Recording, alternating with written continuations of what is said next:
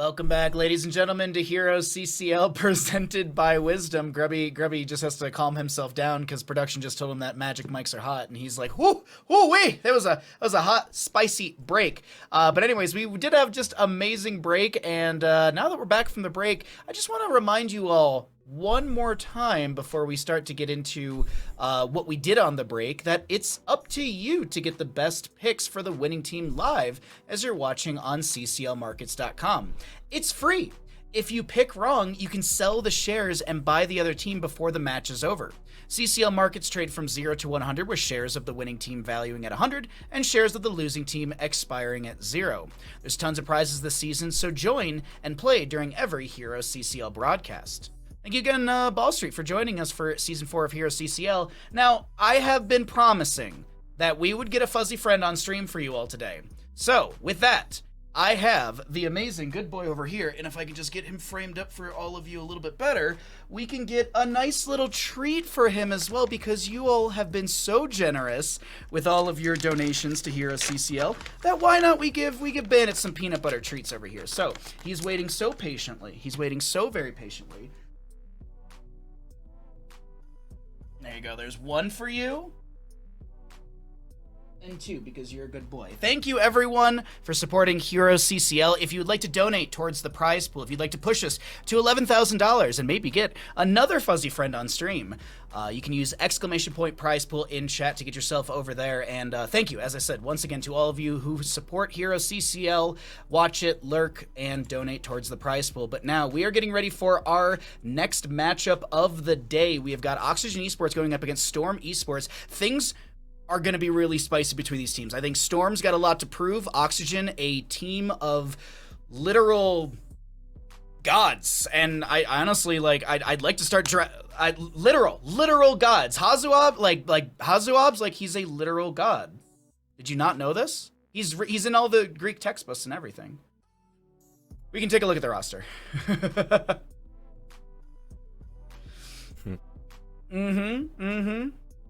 He shoots like lightning from his fingers or something like that. But actually, let's take a look at that Oxygen roster. Let's take a look at all of these gods here, Grubby.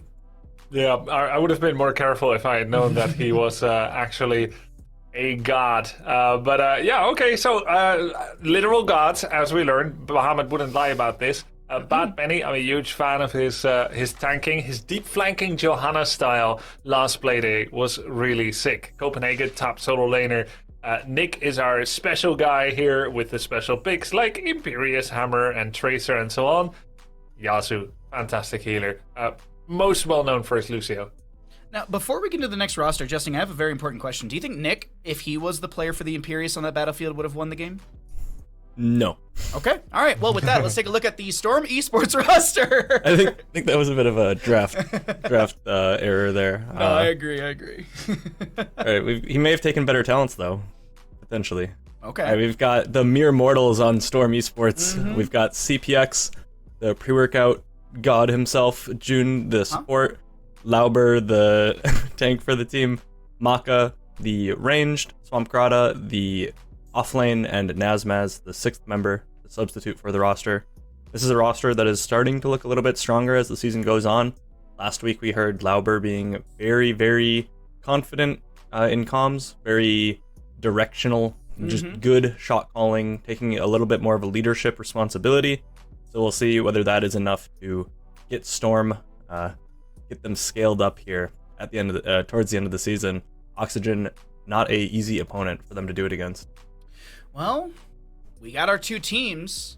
We know our rosters. We'll find out very soon as to where we're going to be heading to for map number 1. Actually, we know exactly where we're going to go to for map number 1. So let's get over there. And Grubby, I'm going to break this down for everyone at home so beautifully here, as we have Storm Esports choosing to take us to Alterac Pass. The home team will be Oxygen Esports, winning the coin flip and getting first pick priority, banning out Hearst Hollow and Dragonshire to be banned up by Storm Esports. Thoughts for us to head to Alterac Pass for the first time today?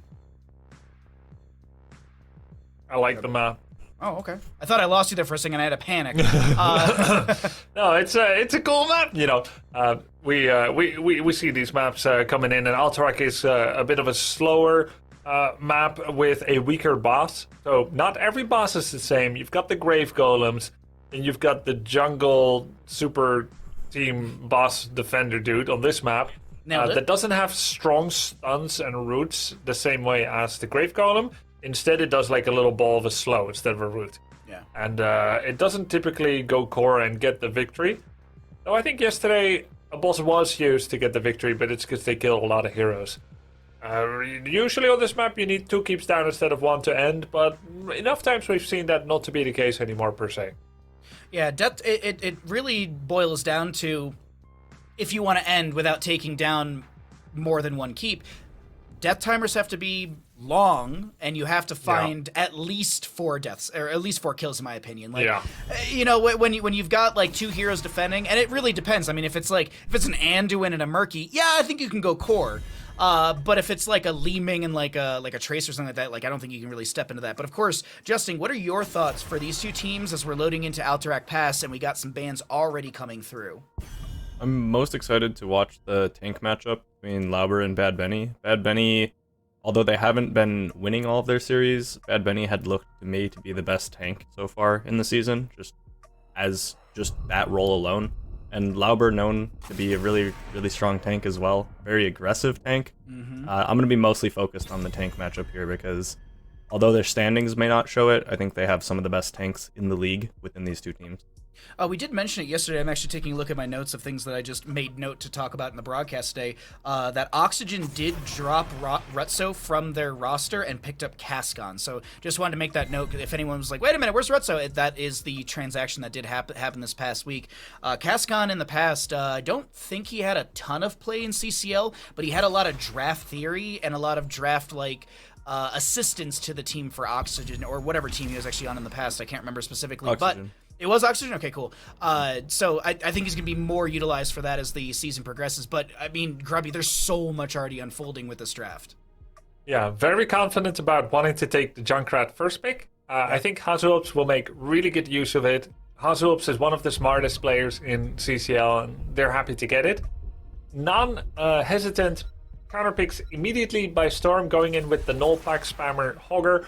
And then the Brightwing Global Heal. There's the Blaze for the side lane, locking in that. Looks like Blaze and Hogger seem much more popular than the Haka for most of the teams right now, putting the Haka at number 3 spot for solo/duo laner. Rhaegar coming in here for Yasuo's. Great wave clear. He can help to make the null pack camp go down even faster, whether it's attacking themselves or whether they want to take it. And there's the hammer ban. Good hammer ban, as we've seen in past weekends, like Unaverted, who was able to just like push through bottom lane on Alterac Pass. We also do see the Nubarak ban from the side of Oxygen Esports to get rid of the hero that can solo channel the objective phase. Storm Esports, considering what they could grab here, I still love the idea of, I was going to say a Muradin for Lauber. I do like the Chromie for CPX as well. We're getting to the latter half of the draft and just start breaking some things down for everyone at home. Yeah, very standard drafts coming out from both teams so far. I will say that, just to quickly hint on how strong Hammer is, Chromie is like the counter to Hammer, and they still opted to ban it while picking it. That just kind of shows how strong the hero has become. And it's almost maybe a draft error for Storm to have to ban it. If they are the second pick team here, they would have had the priority on the picks, but they do end up taking the Chromie and the Muradin. Really strong picks, and depending on where the first spawn is, Storm might be able to stall indefinitely. I'm hoping to see them pick something here that can deal with tanky heroes and also can maybe get some siege on its own if possible. Not sure if they play Thrall, but this is a situation where a team like 30k would pick Thrall. It does % damage, it can siege relatively well, and it's also very tanky into the Genji. You don't really want to pick something super squishy here. The Cassia is what they opt to go with. Fills a somewhat similar role. It is a ranged hero, but she does have the 30 armor mostly all the time, which makes her quite a bit tankier than most ranged. Siege is okay, not the absolute best Siege from Cassia, but not bad by any means, depending on what build it is. We've seen quite a bit of Q build. I'm hoping to see the auto attack build, though, because it feels like when you have her as your sustain damage dealer, you really need that auto attack build. We've seen quite a bit of Q build, but that's normally kind of more burst focused. You already have the Chromie, so you don't really need that. Storm has the option to stall through the early game. Oxygen has kind of a fairly standard composition. Their front line doesn't have a lot of engage, though. They have Tyrael and Blaze alongside a Genji, so not exactly the most CC focused front line with the Blaze and the Tyrael, that's not really going to create too much space for a Genji on its own. I think Storm's composition looks a little bit better overall. The Genji doesn't make a ton of sense to me into things like Brightwing, into things like Hogger and Muradin that kind of don't really care about a Genji. And Chromie, if CPX is able to have good clocks, should be able to basically completely shut down any kind of dive from Oxygen. Oxygen can't kill tanks. Their comp looks really awkward to me with the last 2 picks overall into what Storm has. If Storm loses game 1, I'm calling for a 3-0 because I don't think they should lose with their draft.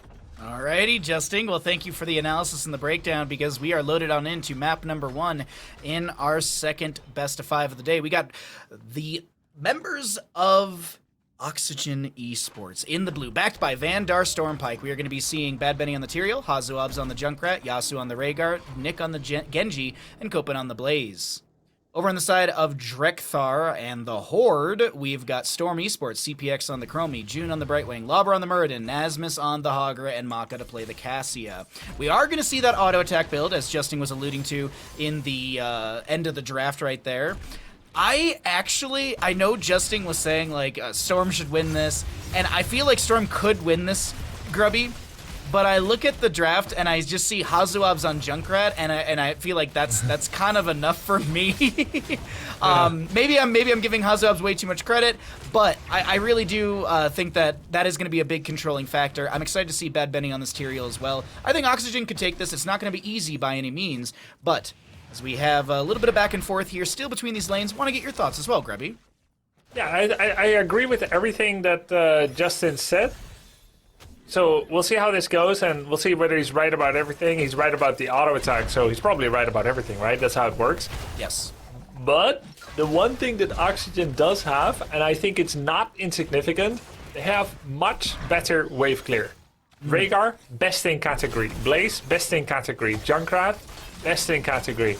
Genji, alright, and both Genji and Tyrael can easily disengage from any passive XP soak, and then Tyrael is the tank that slows enemy wave clear the most.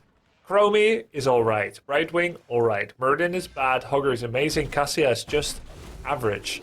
So when you already look at this tower, the 60% damage on that right side orange tower from Storm, that is kind of indicative of the problem of what Storm might be facing, that for all the fact that they have the better damage source, the better protective source, the better team fight, and, you know, things like counters of Brightwing into Genji, Muradin into a non-percentage damage draft. The real problem, I think, here for Storm is going to be that they can't wave clear well enough. And we see this time and time again. It's the less exciting way to win a draft, win a game, not doing for team fight. It's like hiding in the corner of the map on a battle royale after finding good enough gear, rather than being the one that goes to get all the kills. But it works. I think Oxygen's draft works from a macro perspective. It might give a lot of trouble to Storm. Have you been playing those new battle royales? No, I don't like battle royales. Yeah, okay, that's understandable. Well, I don't. You're not an FPS person, are you? You don't play a lot of first-person shooters. I didn't think so. So, all right, well. We'll have to, when, I'm telling you, Grubby, when Stormgate comes out, we're gonna have to play. You're gonna have to also teach me a lot, but we are gonna have to play that, because I'm very excited about that one. As we do have Bad Benny just getting slowed in the rotation by Lauber, and we will have Junkrat poking up. Stormgate CCL. Stormgate CCL incoming. Oh, yes! Workhorse, make it happen! Workhorse, please! Jules, sure he's excited Gilly, about it. Workhorse? Yeah, no, I mean, I think we all are, and, like, there's just so much cool information. I mean, we don't even know what the third race is going to be. That's so cool. We don't know anything, almost. Almost nothing. But the future is bright. So, Storm almost lost their mid tower already. And here comes the Tyrael shielding for the minion wave. There we go, minion wave has been shielded. That's going to do a lot of protection. This is going to be a big push. Nice damage on Muradin, nice damage on Hogger. Mid wall down. We see countless of null lives being wasted trying to achieve this very job. And now with just 6 nulls, they'll have very happy families because their lives were not wasted. They've taken down a tower in the mid lane, the most important lane in the early game, as it allows you to stop a Junkrat and a Chromie from getting free interrupts. After all, now the tower is gone. If Chromie is standing, or a Junkrat is standing underneath that objective, they're not as safe. They can be dove. You know what? I'm looking at the way the game's being played right now, and just the laning matchups. And what I'm kind of noticing specifically from the side of Oxygen, excuse me, is the way that they're playing. They're very flexible with who's in the lanes. Like, yes, Tyrion's been in top lane, but Genji's rotated up there. Genji's in bottom trying to help out. You've got Hazuabs, who's been kind of rotating around, helping out with camps with Yasu as well. I just like the overall macro so far from Oxygen's looking really good. Storm Esports, they're a little bit more stagnant in their rotations. You got Brightwing, who is moving around, but I feel like some players have been just kind of landlocked into their lane, if you will, and it's just that flexibility already coming out from Oxygen is looking really, really nice, as we do have Brightwing to jump into top lane so Hogger can grab this camp. First objective was poked at by Muradin, as he's still over there, because if you take out the Jailer before you channel, they don't respawn. But here's the issue with Junkrat. You can actually see it over on the objective, excuse me. There's a concussion mine. Junkrat, Hazuabs can throw the frag launcher grenades over the wall. 4 of those delays. And then Genji with his mobility as well. Tyrael with the Eldruin's Might. So while we do have 11 seconds or so channeled so far on the side of Storm Esports, I don't know when they're going to be able to step back into this, if anytime soon. Yeah, just kill the concussive mine though, right? Am I right? Yeah, just kill hit the it. trap. Yeah, just kill the trap. Not possible yet, but maybe in the future. But yeah, it makes it hard for Storm to get the objective.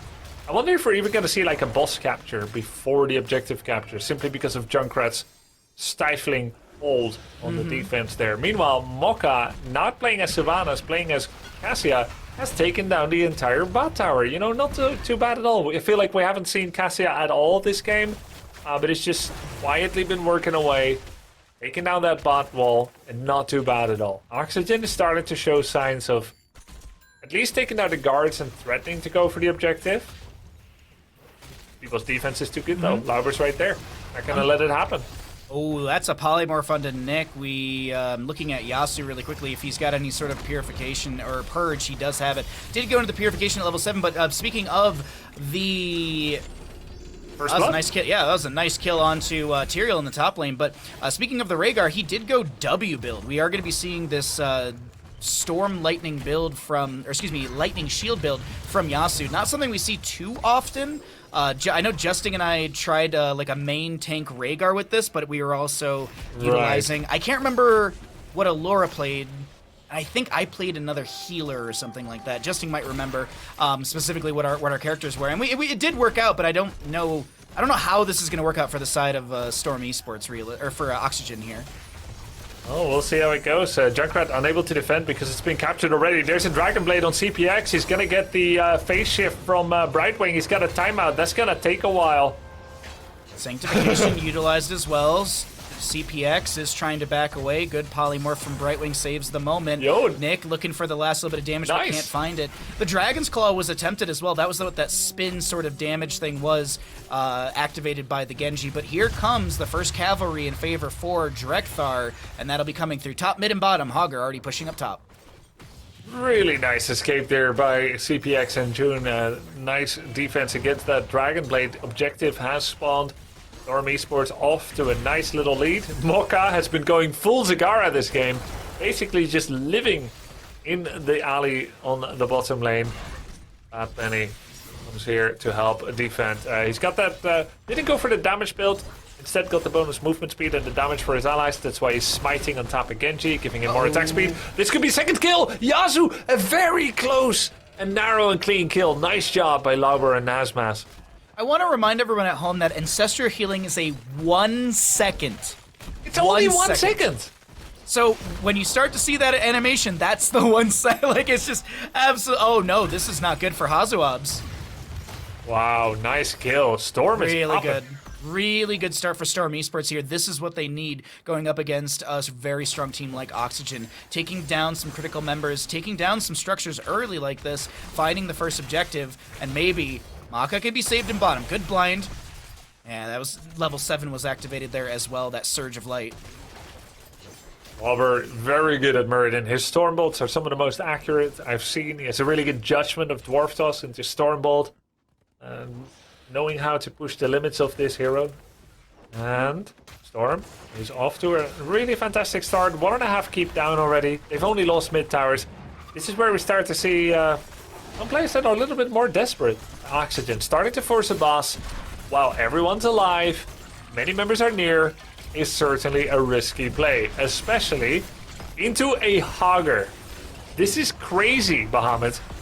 Valkyrie goes for the pole, but it doesn't connect. Bad Benny is going to be able to use his... That's a little early on the Eldruin's Might on that point. Yeah. With the Holy Ground Holy as well. Ground. Lauber lands a big Stormbolt. There's the Ancestor healing. Here comes a Riptire from HoTS in a safe position. The zone's back the enemy. The boss dropping low here. This is going to be a contestation over the boss point as that's a Jet Propulsion coming in. Sanctification will be utilized. The Shockwave from Hogger finds no value. Lauber with the Avatar will be able to sustain himself on this point. Concussion Mine splits people. So does the Staggering Blow as the Junkrat will fall, but Lauber to fall as well. A trade as Yasu goes in for June. June to be taken down. CPX low. The Staggering Blow from Nazmus actually kind of body blocking that Chromie. The explosion of Tyrael might be enough to take down Maka, and that's actually Nick to confirm the kill. Yasu to go down. It's a bit of a bloodbath as we have 3 to 4 in kills favoring Oxygen, who might have just turned the tables on their head. Yeah, how the turntables at this time. Oxygen getting a 3-4 is fantastic. They got the boss also. They did the risky play and they got paid off big time, Bahamut. They were able to use Holy Ground as well as the bunker and several concussives with a nice timed ancestral healing to get the upper hand. Bit of a bloodbath, like you said. Chaos, exactly what they needed. Because now you're almost going to have a fort. No, you know what? I'm going to adjust that estimate. This fort is going down, I'm sure of it. It's about to go down, as I'm sure. I'm calling timber. You know what's funny is after you pointed that out to me, I couldn't get the song out of my head for like a week straight. Like it was just such a good song. It actually is very, very good. But now we have Bad Benny trying to run away. I think he should be fine. 16 talent here is for Storm Esports first. Not too far away. Bad Benny. Oh no, that's no. Dude, Tyraels get so bullied in CCL, man. They look so squishy. So. They do. They look a lot squishier than we typically experience in our own games. Yeah. I had an invincible Tyrael recently with that Smite Regeneration Globe build. That was pretty ridiculous. But yeah, Tyraels can get one-shot pretty well. Any hero that relies mostly on mobility and shields and teleportation to get away doesn't do very well when they get stunned and one-shot in one place. He has a small health pool to compensate for all the other benefits. Because Oxygen did a good job getting that boss. They got the bottom forward out of it. But now they find themselves back where they were, slightly behind. 4 to 7 in those kills. I was looking at Junkrat talents. He did go for the Chattering Teeth at level 13, so... Excuse me, the Gotta Trap Maul at level 13, so that's going to give him extra traps. Riptire from Junkrat. Time stop onto 2. Some assist pings coming out. That's a target onto Maka. The bunker comes down, but Genji dies in the backline. Sanctification a little late over there as the bunker is underneath the slowing sands, but it seems like the disengage is possible. Whoa. Not for Tyrael. He does get the Ancestor healing. Concussion Mine splits Lauber away once again. Neither team getting the channel, but Brightwing, she's looking for that channel as HoTS and friends have to wait 23 for Nick. Is Junkrat just that now, Bahamut? I would say no. I feel like there's more fronts as to why Oxygen's losing these engagements. I think there's more to it. I think Junkrat's had some good control, but I don't know. Like I feel like something more than a Genji. I feel like we're missing some. We're lacking some sort of burst or big damage. Genji, he's got damage, but I just don't think it's what Oxygen is needed in a lot of these moments. Let's see if we're gonna get that one Sanctification fight that changes our mind. Sanctification Dragonblade, because we see a lot of X Strike, but this one has the higher performance ceiling, I suppose. Especially if he goes for Dragonblade level 20, where it becomes near infinite.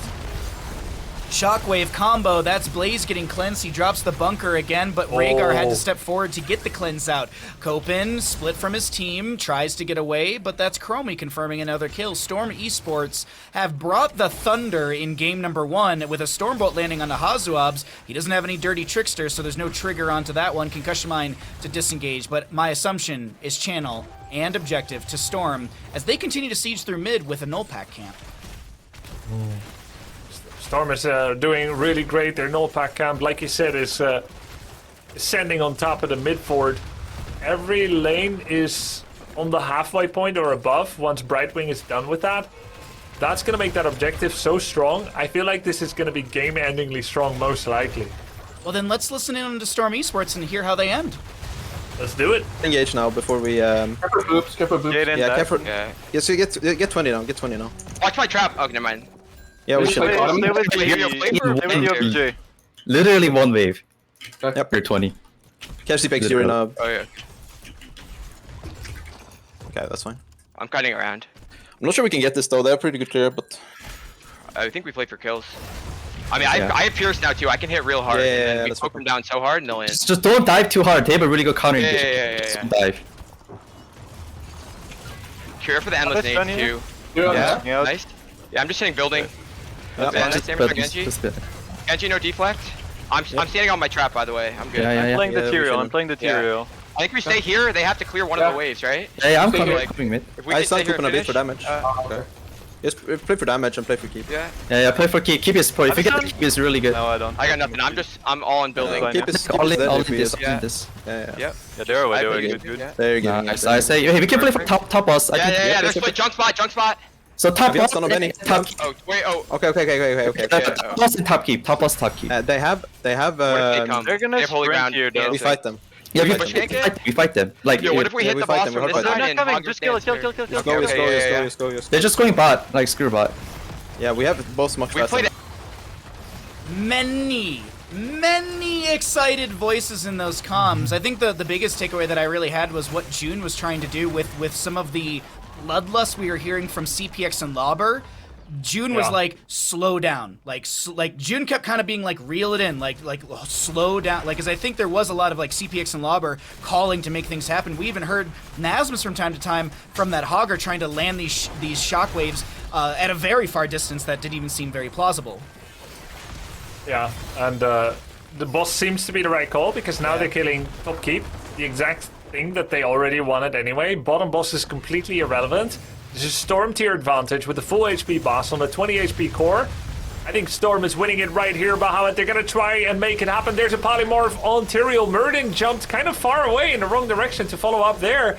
Here's a bunker. It goes down in less than 2 seconds. Core still fairly healthy, 18,000 at this moment. Cassia in a weird spot. Does get the heal, but there was some kind of healing debuff. Mocha trying to run away. June trying to run away as well. Nick has got his Dragon Blade. But Junkrat goes down. That's the core looking very low. The boss is going to still be alive, and that will be the members of Storm Esports taking map number 1 against Oxygen Esports. Really well played from Storm there. I am absolutely impressed with how Storm executed in this draft, how they turned things around, and I really liked the little, like, the comms were absolute bonkers right there, but I do like, the biggest takeaway, like, is I think June is really speaking up this season. I think he's really helping out in these comms, and I think that does affect how Storm is looking. But of course, Justin, I know you got a lot to break down from Alterac Pass, map number 1. Sure do. We had really good comms we did hear from June. That was something that I wanted to touch on, is we heard a lot more shot calling coming out from June. In previous weeks, we've heard him be a bit more quiet, and here he was definitely kind of keeping the reins on a very aggressive team with players like CPX and Lauver who just want to fight, and trying to kind of slow that down a bit, make sure that they're focused on the macro. Really good to see that coming out, because June is a player that has a ton of veterancy. And it's strange to see Oxygen as a team kind of struggling throughout the season. They're not, you know, they're a team that we sort of expected to be contesting for first place, and right now they're around the middle of the pack, playing against another middle of the pack in the standings currently team. And we talked about how individually they're godly players. They have so much history, but as a roster right now, they're not showing it in the standings. They're not performing at the level that we're kind of expecting from the individual players on the team.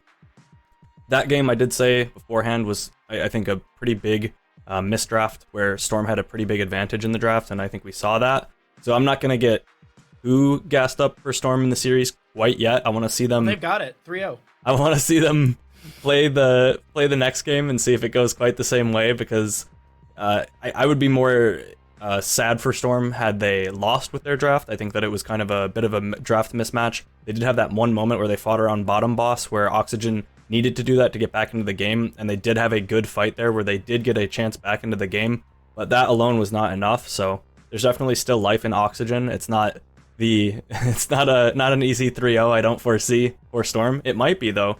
And something that I want to note is that Nazmaz being back on what seems to be back on the main roster. Nazmaz is a player who was one of the best offlaners in all of the previous seasons of CCL. He was a player that I would have considered to be kind of the most valuable offlaner, even though Liam was performing extremely well on the meta picks. Nazmaz performed well on the meta picks, but also had a bunch of weird pocket picks that other offlaners didn't have. He could play the Samuro, he could play the Vikings, he could even play Medivh if you wanted to play something really weird.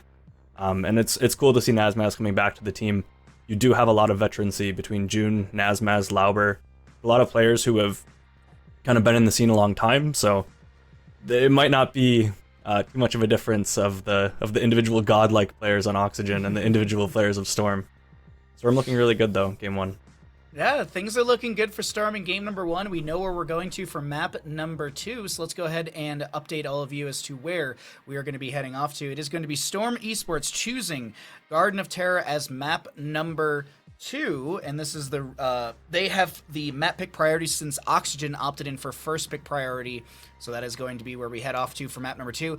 Record really quickly for both of these teams on the map. The Oxygen Esports have a record of 2-1, 2 wins, 1 losses, or 1 loss, and the side of Storm Esports, they are 1-2 on this map, 1 win, 2 losses. I did Grubby, I noticed something as we were leaving that last scene, I guess you would say, in our broadcast, as we're actually coming right back to it.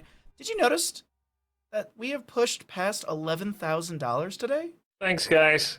Thank you so much for the ongoing support. Cross 10K, now 11K. You guys are the real heroes. Thank you so much. Awesome. We've got to find a way to get Logan on stream at some point, but maybe next weekend, maybe this weekend. Depends how long the series goes and how much time we have, but looks like we got some readies coming out from the players. We're going to be cooking up a draft here in just a second. Garden of Terror, Grubby, I actually want to poke your brain about this. We saw it earlier today. Do you think we might see like more Falstad and stuff like this on a map? Because, I mean, I feel like Dino Showcase, I feel like you need a Falstad on Garden of Terror. Yeah, I think Garden of Terror, Falstad is very good. I think Falstad's always good on 3-lane maps. Really, the main reason you don't see him is into Zeratools. They can go Warp Skirmisher, and you're dead if you get found without help. Genji's, Zeratools can be tough. Tracer to a degree, but not as much, because he can trade pretty well into her. You put the Thunderstrike, which forces her to recall or blink away, and that generally gets you out. But Zeratul can chase you anywhere you go, even if you fly away. That's the problem with that. So if you think you're against a team that doesn't play Zera, and there's plenty of those, it's fine. But if you're against 30k, I'd be afraid to run Falstad for some kind of extended solo laning experience. We are seeing Maka adjusting, drawing a ban onto his Sylvanas for the second game in a row in the first spot. And that is going to be a priority onto June's Brightwing from the last game. Any thoughts on the bans, or any thoughts on what we could see for these drafts? Yep, Sylvanas being banned away, Maka known for that hero, and something with the Junkrat that we've been seeing a bit of. Junkrat in the last game was drafted without kind of a Junkrat type composition. Junkrat wants to play the fight slowly. He wants to play front to back. He wants to set up traps and just play around his space.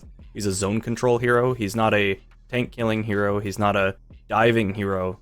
Last composition from Oxygen kind of had aspects of all of these things, but it didn't have just a calm, cool, chill, Junkrat comp. He wants to set down his traps, maybe have a Sergeant Hammer next to him that wants to play slow as well, something like a Hanzo that wants to play slow. He wants to be playing these fights like this. He doesn't want to be diving in with a Genji, like we saw in the last game. So Junkrat being completely ignored. Interesting to see that the team's priorities may be shifting a bit. This makes a lot of sense. Just take the hammer early. I like this for Oxygen. I think this makes a lot more sense. I think this is getting closer to where the hammer priority is going to be lying for all the teams. So with that, Oxygen Esports will win Garden of Terror. Grubby, let's get ready for map number 3. No. I do want to get your thoughts here, Grubby.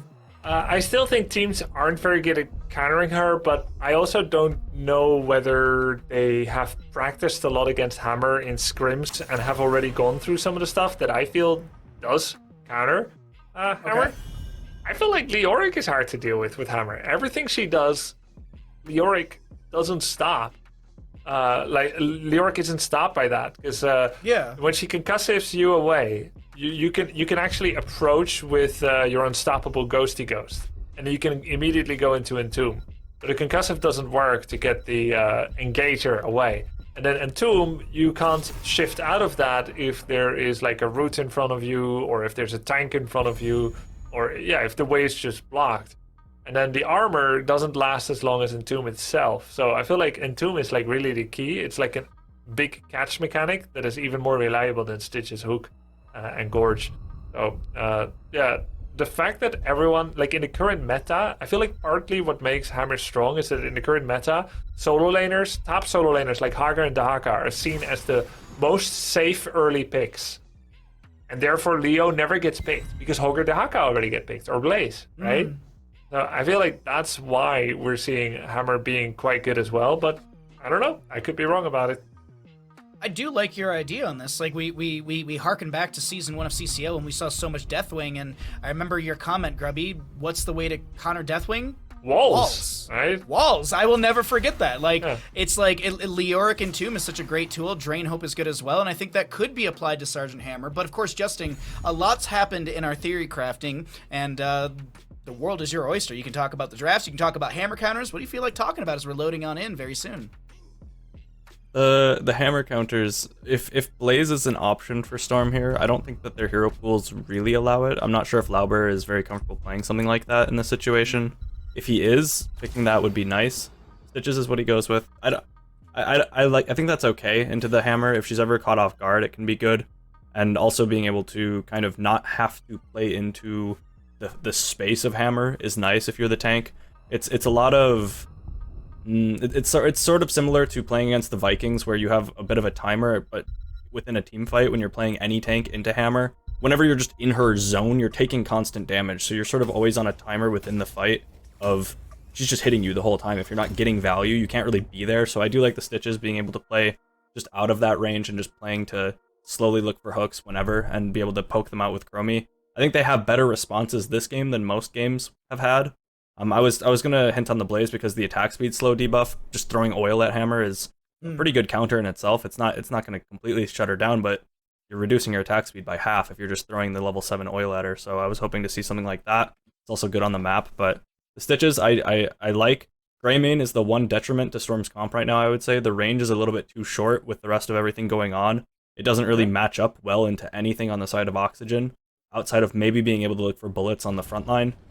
So I'm going to be looking at Maka. If Maka is able to have a good game, that's good on him, because he looks to be the one who's going to be struggling the most. So I'm watching for Lauber to help him, and we'll see now, I guess, finally if Hammer is completely broken or not, because it's too much Hammer winning going on. No, it's a lot of hammer today, and I'm sure we're all excited about that one, as we have Oxygen in the blue, Hazuabs on the Lunara, Bad Benny on the Murd, and Yasu on the Anduin, Nick on the Sergeant Hammer, and Copen on the Dahaka.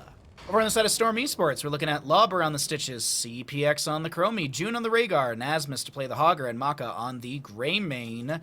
As we go ahead and check out our level 1s, we get into our mid lane. I feel like Oxygen, I mean, it's a Sergeant Hammer comp. I feel like they got a lot of really good tools. The drag from Copen in the past have been really good. Yasu can follow up with the Chastise. Murd and Stormbolts are always good. I'm feeling the Oxygen draft here, Grubby. I really do think that they scale throughout the entire map. They're gonna hit some good power points, but like or power spikes. Yep. They're not doing PowerPoint. PowerPoint. Here's how Hammer will. Can we get a pause really quick so we can start talking about some PowerPoints? But no, I think there's a lot of good power spikes throughout the game, even for the set of Oxygen. So I'm gonna lean into them for this one. What do you think about these drafts though, or the map? Yeah, I think the strongest part of the draft for Oxygen is the fact that they have Hammer. I think the weakest part for Oxygen is Anduin. Anduin feels a little overrated to me sometimes, especially into Stitches. I don't know why, but like every time I've seen Anduin into Stitches, it hasn't been the big savior of the Gorge target. And that's because enemy teams have brains too. Like, they know what time it is. If there's going to be a hook into a Gorge and Stitches walks away, you see Anduin walking up, everyone's going to focus on Anduin. Like, that's not going to go well. And who's going to protect him? So, like, don't think that Anduin is some kind of great counter to Stitches. I think he's not, generally speaking. Hammer is fantastic. I like Stitches and Chromie into Hammer here quite a bit. Let's see how it goes. It really relies on many factors. It's not binary because you have Hook, therefore Hammer can't siege. Nothing binary like that at all. In fact, she may take Unstoppable, and that has a shorter cooldown than Hook until later talent levels where Stitches get CDR on the Hook. Finally, what I don't like as much, Greymane, he has really not looked impressive in the last many playdays of CCL. In playday 1 of Season 4, he was fantastic. He kept doing this, and he was doing this as well earlier in the season, earlier in today's playday. But somehow he drops off in the late game. He's not. Oh, that's a sad Stormbolt miss. Hatsuops now won't get the kill on Nazmat. That could have been first blood. But yeah, that's the problem that I see with Greymane. He drops off in the late game. I'm just, oh wait, hold on. Hook will connect onto Yasu. There's going to be a a totem out as well, and that'll be first blood over to the side of Storm Esports. And actually, I'm looking over because Justin was mentioning this in our talent chat. Also, Anduin has to stand still to heal, and good Stitches can hook him. And I absolutely agree. I think Lauber might be looking out for this Anduin, who is going to be, like let's say Anduin goes for a desperate prayer. That's a couple seconds you're locked down to the ground. It feels like, so that might be kind of the green light for Lauber right there. Is a great bounce. Will get Nazmus out. He sidesteps, or at least attempts to sidestep Hazuop's damage. Maka coming up into the top lane with a Gilne and splash through the wave. Looking at the Greymane talents, he did go for the Insatiable mana. Which is, it got buffed. It got buffed as well, where it gives you cooldown by 0.5 seconds to your healing fountain from basic attacks in Inner Beast. Well, as long as Inner Beast is active. Excuse me. Yep. Yeah, I mean, it's funny, because without Insatiable, Greymane goes out of mana fast. With Insatiable, he never does. Like, it's overkill. So it's always a bit weird. Like, there's no in-between. But Insatiable is good when you're doing a lot of camps, and you want to do them fast. You want to hit Inner Beast often. The Healing Fountain is a nice tactile benefit as well. Doesn't mean that another level 4 wouldn't have been good. He gives up some 50% block charges against physical attacks, which Hammer's got pretty good ones. But apparently more of a macro focus. A hook goes out. There's no actual self-cleanse from Hammer at level 4 either. That's a lot of damage onto June, and he is left behind by Lauber and crew. No way for a hook to come out from Lauber as he gets one slam for maybe a dismount, mounts up himself. Bad Benny zoning. We will have our second seed spawning top left of the map. The assumption with the Rhaegar dead for 6 seconds is that it goes freely over to Oxygen, and I'm looking at the mini-map. That seems like the case. And here starts the Hammer fun, attacking some towers. Well, the second seed goes towards Oxygen. Meanwhile, Greymane is doing Greymane things. Getting the siege camp there, and there's 3 more camps up. Bad Bunny, I think he saw Stitches going top. It means that Hazuops can be extra safe. He, who also had his own Wisp there already, it does get killed by a single slam because of the poison damage. And I'm looking at level 7 for Anduin as well. He does have that Desperate Prayer. 2 seconds of him standing still, which is going to be a great way for Lauber to land more hooks. And as I mentioned, that no Unstoppable for Hammer, so Nick is threatened by all of this. I think the members of Oxygen, are banking on that pull from Anduin, especially the double pull that we'll see at level 16. And we'll have about 25 seconds until our next objective, bottom center of the map. 10 talents here, right around the corner. And last thing to note, Temporal Loop for Chromie, already picked. Okay, I could see a Hook Gorge slowing sands play here. But it's going to be Temporal Loop. And I wonder if it's going to be Gorge or Putrid Vial. Yeah, it is going to be Gorge. Okay. Curse Bullet, that's good for Greymane. Don't feel like he's a good hero with Go for the Throat. Curse Bullet's a lot better. It's like, I feel like if you're taking Go for the Throat, you feel like you are gonna dominate the enemy team. That's kind of the gut feeling I get. Yeah. Like not like a, it's not like not like a rude pick. There's a term for it, but it's not BM by any means. It's just literally like, I think I can outplay you, so I'm going to go for this. But there's a Gorge on to Bad Benny, which is going to take that tank out of the fight for the second. Ancestor Healing will be utilized from June. Curse Bullet goes out onto Copen, if I'm not mistaken. Maka does have that Inner Beast active with the glow on their weapons. There's a drag landing onto the Stitches, who's trying to back away, but the healing from June will not be enough. And Bad Benny, Dwarf tosses in, has that heavy impact for the slow for 0.5 seconds. Big bounce from Nazmus to just back away. Second out of 3 seeds to the side of Storm Esports, while Nick does hammer things in top lane. When people say Chromie's a good counter to Hammer, just consider that Hammer went one-on-one with her and she was forced to port. And he killed almost the whole tower. That's why I don't believe in the Chromie beats Hammer thing. I haven't felt that as being a problem. For me, it's all Leoric and Stukov. And some slows. If you get slowed by Stukov and then in the silence arm, you can't get out of that. Because you first need to press D, slowly on siege, then you move away with like 40% movement speed. And that's generally enough to kill you. Okay. Not too bad of a situation for Storm being into a Hammer. They did take some tower damage there in the top. This is a fortunate position for Storm for the seed. They're looking at maybe getting a Gorge kill here on Lunara. They did take Leaping Strike.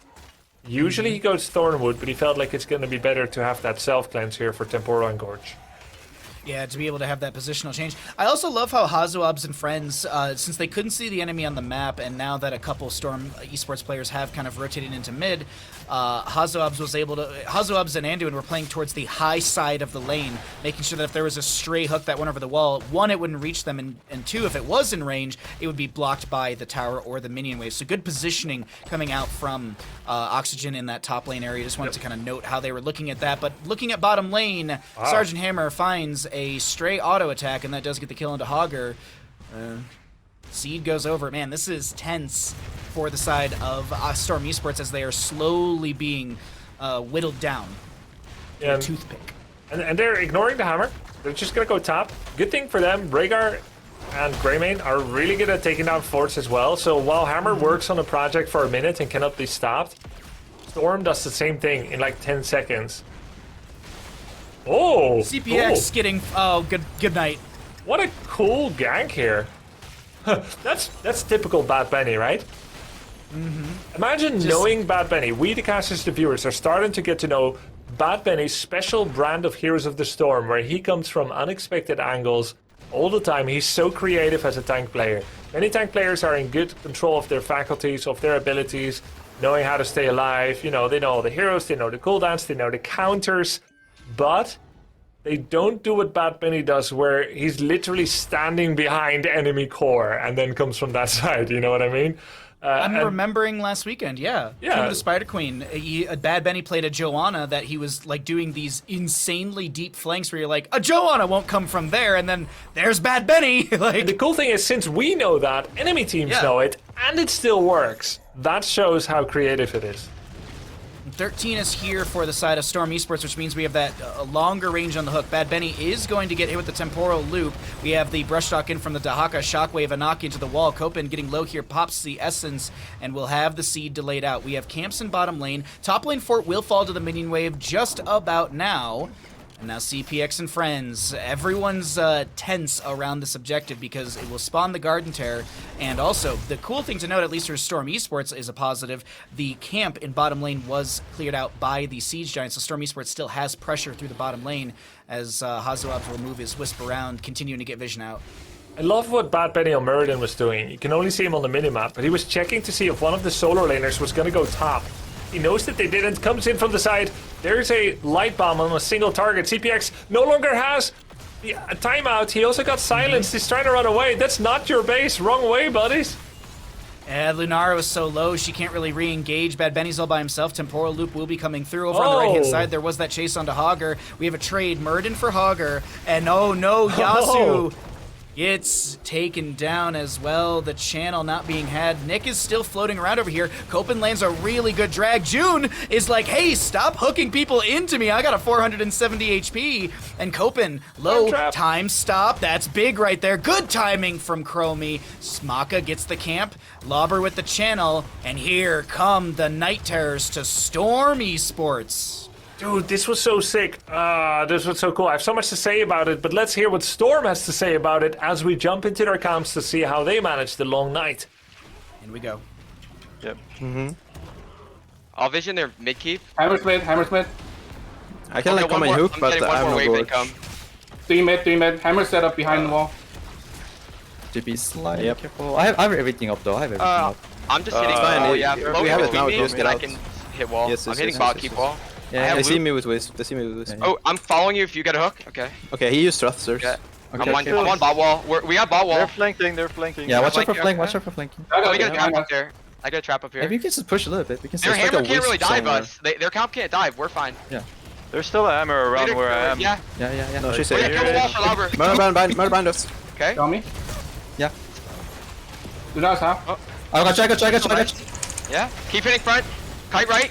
Keep hitting front. Nara. Side, Mark, I get to Yeah. right, right. Yeah. I move. I can I'm looping He's the CC chain. Murmur. Okay, it's full. Going right. Nara's one. We're winning this. We're winning this. Stay close. Stay close. Stay Relax. Oh, close. you're oom. Yeah, Get you're out, right. get You're out. right. Yeah. leave him. Leave him. I trapped hammer. Leave him. Doc is digging Yeah. too. If you can just Another leave trap. me, it's fine. Okay. Leave him. Leave him. Oh no. Actually, leave me to just Leave everybody. there. Top's ending. Good job. I think I gorged wrong there. That's my bad. What did you gorge? I didn't even know you gorged. Lunara. I had a Oh, bad spin, TBH. Dang, Sorry. that's so close. We got huge. We got value. I heard a very confusing line in that engagement, Grubby. What's that? I hear CPX yell, "We're winning this," as I look at two of his teammates with health bars that are like in an eighth of He an doesn't mean the battle. He means we're still doing good on the map.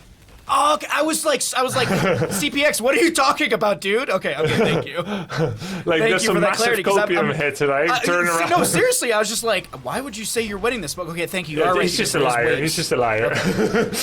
Imagine if like his team misinterpreted that, like you would have jumped back in. It's like, oh, I respect you so much right now. Okay, Bahamut 1v5. What'd you do? You all left me.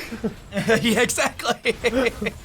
Good defense from Oxygen towards the end of that siege through bottom. Great. Once again, like, I think Nasmus, you heard Nasmus call out that there's a deep flank coming out from Bad Benny. Everyone confirmed it, and then they kept sieging, and then when Bad Benny showed up, it all went to hell.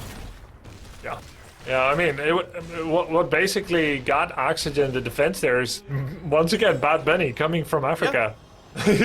They can't dive us with this comp. Bad Benny's like, are you sure about that?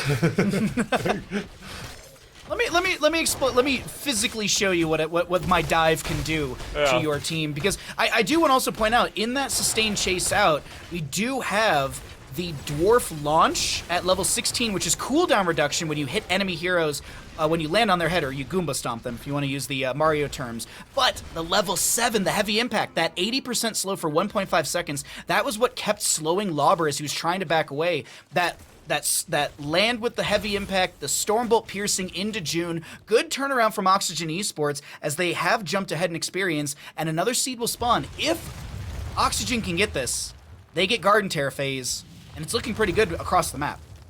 Oxygen's positioning is awesome, man. Look at that. All 5 of them islands unto themselves. Look at where Bad Benny is on Merlin. Yeah, he's in that deep flank. He is very, very far away, and he's in a spot like, which if you played a game, you would not expect the enemy Murden to be there, especially with your mid lane fort still up. Yeah. Look at Grubby. She's gonna run afoul of Bad Benny. Oh, it looks like Storm Esports are going to give this as they want to close the gap to 20. I will say this, the camps that were grabbed earlier were pushed out, and mid is very far back. Bottom is pretty far back, so this is going to give time for Storm to safely clear top lane, or at least that's the assumption. Yeah, mid. Bot does almost nothing. Mid is a guarantee. Top gets cleared fast, so they're going to push mid with the remainder of the objective. I think keep wall, maybe. I mean, it's risky into stitches, man. I wonder if this is just gonna be one of the worst nights ever. It took me a second, honestly. I was just Bahamut suddenly thought of college. He's like, oh no, it wasn't. Oh, no, I was like, Grubby, why are you gonna have a bad night? What's wrong? Like, You can't have a bad night when CCO is on. That's very, very true. I was afraid that you just found out that you weren't allowed to have pizza after the stream or something like that. I was worried for you. But the 20s are hit, and we got hungry stitches. Oh my god. I'm not a fan of this talent, to be honest. Lowest win rate in Storm League. Like it is generally used as the nuclear option in situations that seem unmanageable. The most special level 20 pick that doesn't just build upon what he already has been doing. I think you only take this if you think it's going to otherwise be very hard to have a normal team fight. Because what are the other options at level 20? There's the Shambling Horror, so you can affect your trait. You're unstoppable on your trait. Drag onto Hogger right there, as he is going to get hit with the Leaping Strike. Spin out by Hogger, as his level 20 is actually the upgrade on the Shockwave. Hazuab's hit with a Temporal Loop, and that will be a cleanse from the Anduin, who manages to get a secondary pull. I think that was the first pull. Yeah, those 2 pulls utilized in quick succession. One to save Hazu, one to save Copen. And threat levels high still for the side of Storm Esports. But when we take stock of the level 20s for the members of Oxygen Esports, I mean, you've got Intensifying Toxin for Hazuab's, Rewind for Bad Benny. You've got the upgrade on the Light Bomb for Yasu, Advanced Lava Strike on that Sergeant Hammer, as well as the Contagion for Copen. When we look at the 20s and compare them, I'm leaning heavily into Oxygen when it comes to the buff value that they're taking on those. Yeah. I mean, it is some pretty good level 20s. Contagion in particular can be incredible. Hungry Stitches, though, is really solid when you consider that Greymane can make use of people being grouped now with his Hunter's Blunderbuss. Then there's Lightning Shield on Stitches, which is going to be pretty sick. Hogger may finally hit a Shockwave. Okay. Sorry. I mean, you caught me off guard with that one. Honestly, I wasn't expecting it, but he does have that power strike now. With it's going to be giving him armor and rage, and then the rage cooldown reduction affects Shockwave cooldown. Yeah, so now any rage that Hogger has, CDR is not just his basics, but the Shockwave as well. It generates rage when he hits it, and he does armor debuff. So far, Nazmas has been aiming like right down the middle, kind of following Dequaza's advice of just trying to aim where people are. He's going for the average route. There's 2 left, 2 right, and he aims in the middle. I do the exact same thing. I mean, it's a hard skill shot to hit. Yeah. It's slow, but with Hungry Stitches, he could get a really big one. That is true. I mean, you can blink around, grab everybody, line up that shot right there. Though I believe the characters come out of Stitches in the order that they were gorged, so it's not like they all get dumped out all at once like on a silver platter. But there is a little bit more control with that. I do see what you're saying with, and maybe this nuclear option is the option for Lauber to really make the play here. But another seed will spawn. Neither team to get the Garden Terror. This could be 2 out of 3 for Storm Esports, but it's a tense one here because it feels like one good team fight for Storm, they go top and end. A good team fight for Oxygen, I don't know if they end, but they could guarantee a keep, I think. Yeah, it's 3 keeps apiece, not a game-ending objective for sure. Bad Benny takes a Cursed Bullet, but he's got Rewind coming in. He's got his Avatar. Lunara goes in, big damage on CPX, but that's a double Ancestral. That's a triple Light Bomb, not bad. Triple Gorge. Out. Triple Gorge, there's the Shockwave into the back. I think it connected onto Hazuabs, who is getting chunked quite a bit. Hook goes out, and Greymane finds the kill onto Lunara, but the time stop buys a window here. Can Greymane live? No, the Contagion was the setup on that kill. Really cool fight. Yeah, good back and forth. Hook got the kill on Hazuabs, tried to get away with his Leaping Strike. Murden chased and got the Greymane kill. Good supportive abilities by both teams. Triple Light Bomb, really good Ancestral. In a 4-on-4, who is more missed, Lunara or Greymane? I'd say it's pretty comparable, actually. They could still play for the objective, but Storm is choosing to give it. Play for the creep camp. Anduin gets the channel, and he was seen on the map because it is a global vision. So this is 3v4, Anduin rushing in to try and make something happen. I think Storm is just trying to get away from the oppressiveness of this hammer. CPX will be falling here. That is wonderful. Sick. Yeah, Bad Benny diving in deep, gets the amazing body blocks in front of the keep front gate, and that's a quadra kill in favor for Oxygen. I said maybe keep, but with the death timers where they are, this might be game. This might be lethal. Bad Benny completely owned the last 2 minutes. Absolutely incredible. Double to triple Light Bombs, baiting with his own life into Cursed Bullets. Huge heavy impact level 7 proc values. Nice Stormbolt there. Oh my god. Bad Benny. Bad Benny, you are just a cruel, cruel Muradin player, as this core shielding has begun to start falling. We've got 22 seconds on Chromie. She's the lowest death timer. Greymane, Maka, he is not long for this world, as he will go down as well. I think that was Contagion used onto him as well, just to make sure that he had nowhere to go. All 5 members on the side of Storm Esports will fall, and it is Oxygen Esports who will be able to take map number 2. Parity has been found in the series. GG, well played. 0 Death Hammer. into a Stitches and a Chromie that are supposed to be a counter to her. Another loss for Greymane. Turns out Hammer better than Greymane, and Stitches Chromie not counter to Hammer. There you go, Justin. Proven. Did we nail it? Did we nail the analysis? Anything else to cover? Good Benny. That's the other thing. I will say this, Justin. Bad Benny is my MVP for this game. Like, Agreed. his Muradin tanking And S he took plus. he took all the correct talents as well, which was amazing. Did you guys see how he jumped on them and they couldn't move at all? Yeah. That was great. I liked that. I liked that he took the proper level 7 on the Muradin. Yes. We saw how insane that is, especially into the late game. When you combo that with level 16, he has almost no cooldown on his Storm Bolts. He has no cooldown on his jumps that set up his Storm Bolts. You can't miss because they're slowed by 80%. It's definitely it's my favorite way to play Muradin as well. I'm glad Bad Benny was showing just how OP it can be in that late game fight. And you just have the consistent damage coming out from the Lunara and the Sergeant Hammer. It's very easy follow-up for him. Good light bombs by Anduin, by Yasu as well, onto Bad Benny, who's jumping into the backline, being able to set himself up with those light bomb stuns. Very, very nice between the two of them. And Lauber on the Stitches didn't really quite get as much value as you'd hope with the hooks. He did have the cool Hungry Stitches that kind of turned that one fight around and made it a little bit even near the end there, but outside of that, maybe not quite as much value as you'd hope for.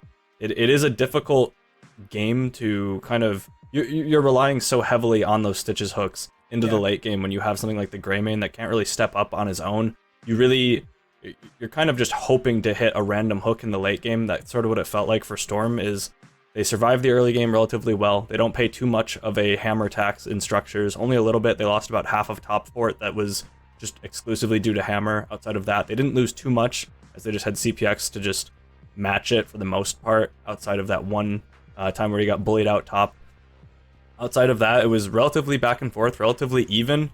The big crucial error, I'd say, from Storm was when they pushed up bottom and you heard in the comms, oh, they can't dive, we're safe. And then Bad Penny jumps in on top of them and doesn't allow their Greymane to play the game for about 5 seconds with the reverbs, with the stuns, with the jump slow. And neither of the objectives really getting a whole lot of value. It was really just these late game fights that it came down to. And yeah, Bad Benny taking all the right talents, being a good Benny in this game. I think that was showing just how strong Muradin can be, and also how strong Hammer can be. If you can pick Hammer in the first rotation and not get counterpicked, the hero's just OP, and I think that's kind of what it seems like at this point. It's just too consistent of damage, and it's too easy for the amount of value that you can get. It just seems like a problem at this point. I think Hammer is too powerful. Well, we'll have to find out if teams will be brazen enough to try a Leoric or smart enough to pick Cho'Gall to just counter the Sergeant Hammer. Because obviously, if one thing is too strong, just take the other thing that's too strong and mash them together, and then you'll come out on top, obviously, as a Cho'Gall winner. Yeah, Cho and Gall. Cho and Gall. Draft Cho and Gall, and maybe you can beat Sergeant Hammer. Not maybe. You will beat Sergeant Hammer. But of course, at this time, we are getting ready for our third map in the series. We're going to take a short little break. In that break, I encourage you to check out our prize pool. You can use !prize pool in chat to get yourself over to the Matcherino because of your insanely generosity. We have hit $11,199.44. Seriously, thank you for your support, your generosity, and just loving CCL as much as we do. So thank you, seriously, everyone at home. If you would like to push the prize pool even further, you can use !prize pool in chat. But as I mentioned, we're going to take a short little break. When we come back, we're going to start seeing, will Storm Esports figure out how to deal with Bad Benny, or does Bad Benny continue the deep flank here on HeroesCCL presented by Wisdom? Welcome back, ladies and gentlemen, to HeroesCCL presented by Wisdom. We're ready to go into our third map, in our second best of 5 of the day. Dear Lord, words are hard. Apparently, I just don't know how to talk after the break. So since I have no idea how to talk, let's get someone else in here who doesn't really know how to talk, but can solve Rubik's Cubes really well. We got Logan in here as well. We got a treat for that good boy. Because of all of your generosity, we have thought that another good pupper needs to jump onto the stream right here, and we got Logan. Oh my lord, he is just a perfect little boy. Justin, can you talk about how good Logan is? Yeah, the thing about Logan is his ears look really fluffy and soft, and that's one of the best parts about Logan. He's also one of the best boys as well. S tier dog. S tier EU and Bandits S tier NA, and we got Springy S tier NA. We need like a European cat. That's what we need. So we can have everyone's favorite storyline, EU versus NA. You know, everyone loves that storyline. But thank you. We need a Bad Benny interview then, perhaps. Right, I think he had. There was He has a cat, walking right? around. I think he does I have a think cat. so. Yeah. Did you just eat one of the Logan treats? No. Okay.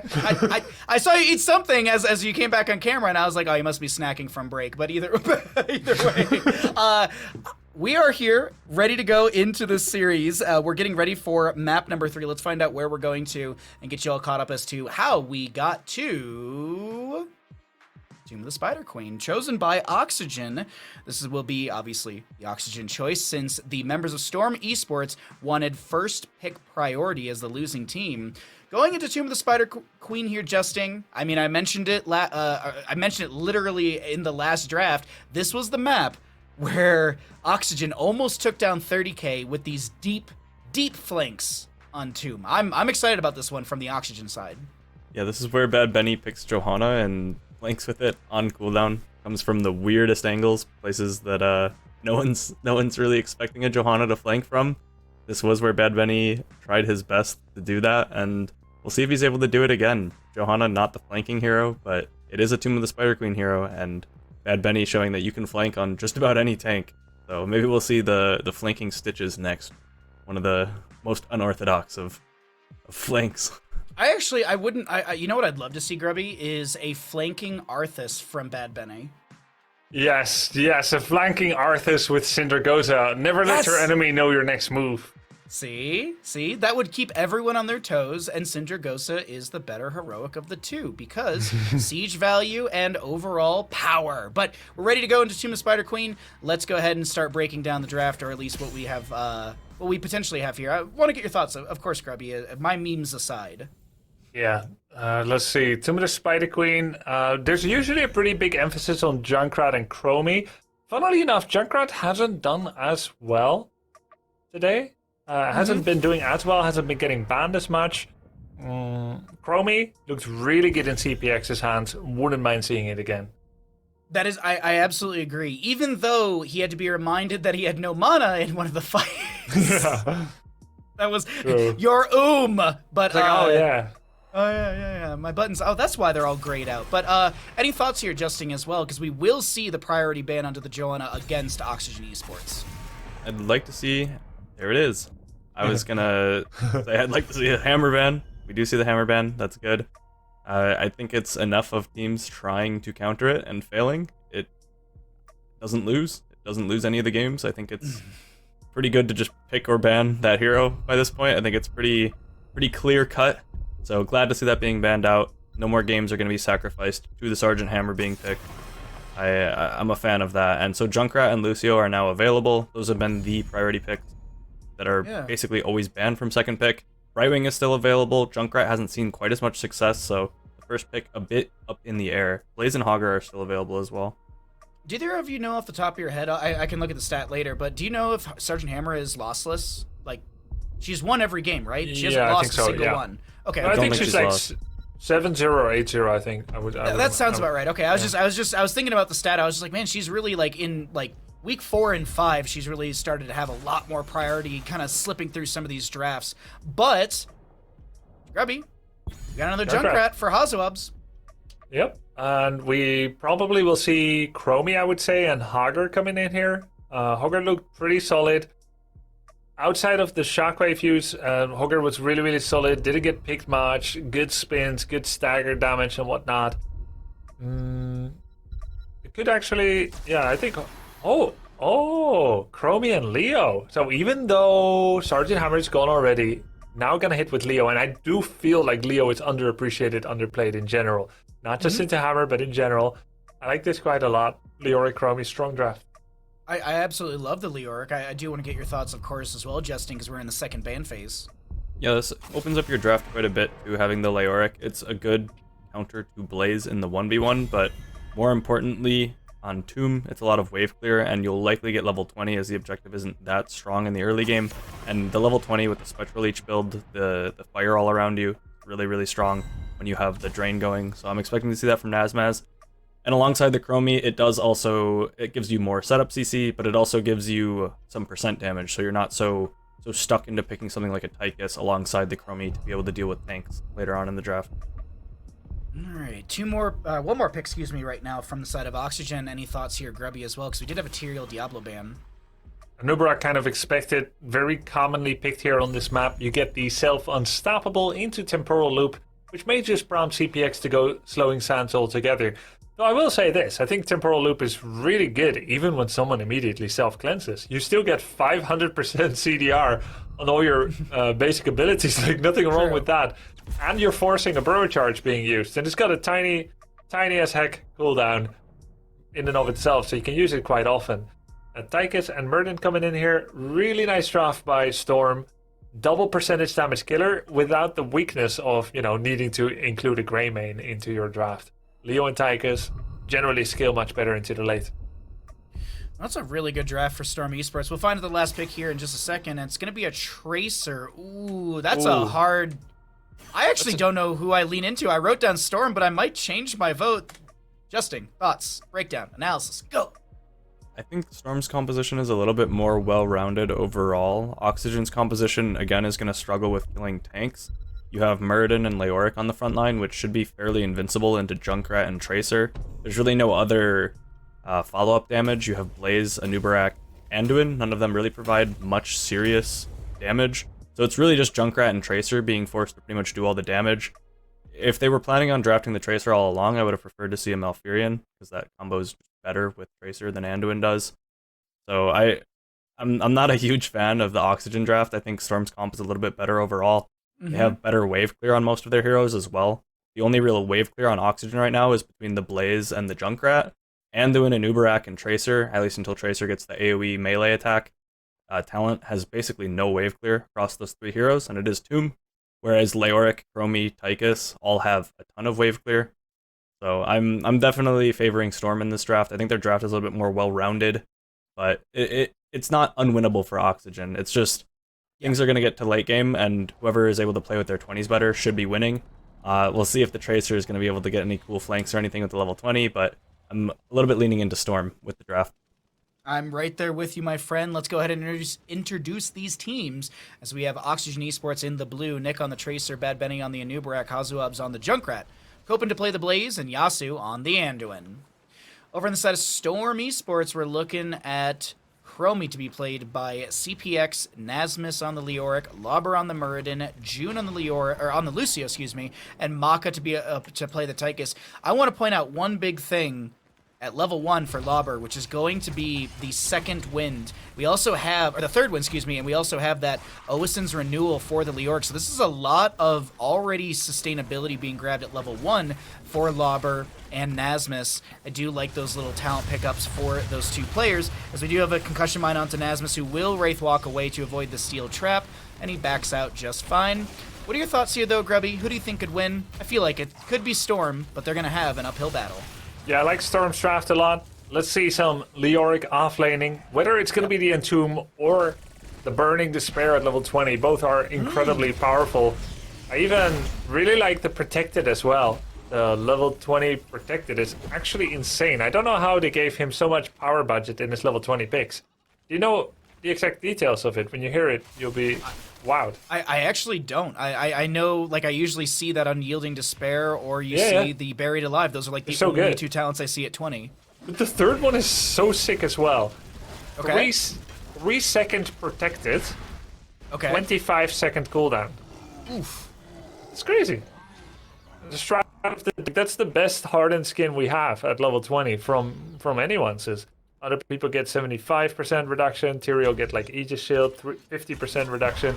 He gets 100% damage reduction every 25 seconds. Is it like Urel's level 20, where once you press the button, the cooldown starts, and you also have the activatable time? So is it more like 22 seconds? Yeah. It's just like one of those things to think about. Like, it says 25, but if it's already starting the cooldown, it's really 22 seconds, which is insane. You push that button and you just don't take damage for 3 seconds every 22. Like, that's I'm right. I've jumped in the ship and I'm ready to sail away with you, Grubby. Yeah, we'll see what the level 20 is gonna be. I mean, it can be nice. Let's say if you're Leoric into a Chromie and you're hunting wave, you're doing like a Wraith Walk away from all the danger, she can loop you. That's a way to counter Leo's Wraith Walk. But with the protected, you're like 100% fine. Well, right now, a Chastise connects onto Lobber, a Pulse Bomb from Nick as well. Lobber dropping to around 50%, lands the Stormbolt. There's a drain onto Copen from Nasmus as Nick is continuing to build back up that Pulse Bomb, 40-some% already onto it. She does have that level 1, the 1-2 punch, which is going to be a cooldown reduction of the melee, and you also get an additional charge on top of it too, which, if I'm not mistaken, melee is a great way to also build up Pulse Bomb percent, by 10% each time. It's a lot. It's a lot of Pulse Bomb coming in. So how counterable is Tracer in this draft? Lucio can kind of catch her. That helps a lot. Sometimes all you need to deal with Genji Tracer isn't fancy stunts. It's just loads of mobility, so you can chase her all the way back to her recall or blink position. So Lucio can help a bit with that. Then you've got Tychus with a strong auto attack. Then if she ever recalls, Temporal Loop is like a death sentence. So there really are plenty of things that can be done. Murden, Leoric are completely helpless against her. So the other three, they've got pretty decent counters. But still, she dominates before Temporal comes out. And as you were mentioning yesterday, we're not going to be seeing that slow with the chronic conditions. We will have the time troubles for the armor debuff. The reason we were pointing out the chronic conditions is because it synergizes well with the proper greeting for the stunned root or slowed heroes. Grant 20% additional damage for 3 seconds. So either way, we are going to be seeing 7 talent first for the side of Storm Esports by a sliver. Both teams have enough for a turn-in. Things are looking good for both teams. No major siege on either side to be had. The real gain, I guess you could say, is that the Siege Giants did go over to the side of Oxygen early. Now, because we haven't heard from them yet, let's go take a check at Oxygen to see how they're doing since both teams have turn-in. In we go. Silence if he walks into the trap. Leo going what again? I can play Silence. 19 here. I can't. 3 seconds Q. Working mid there though. Oh, you can maybe get a stun here. I'm going Can I stun him? Oh, you see. I didn't. What?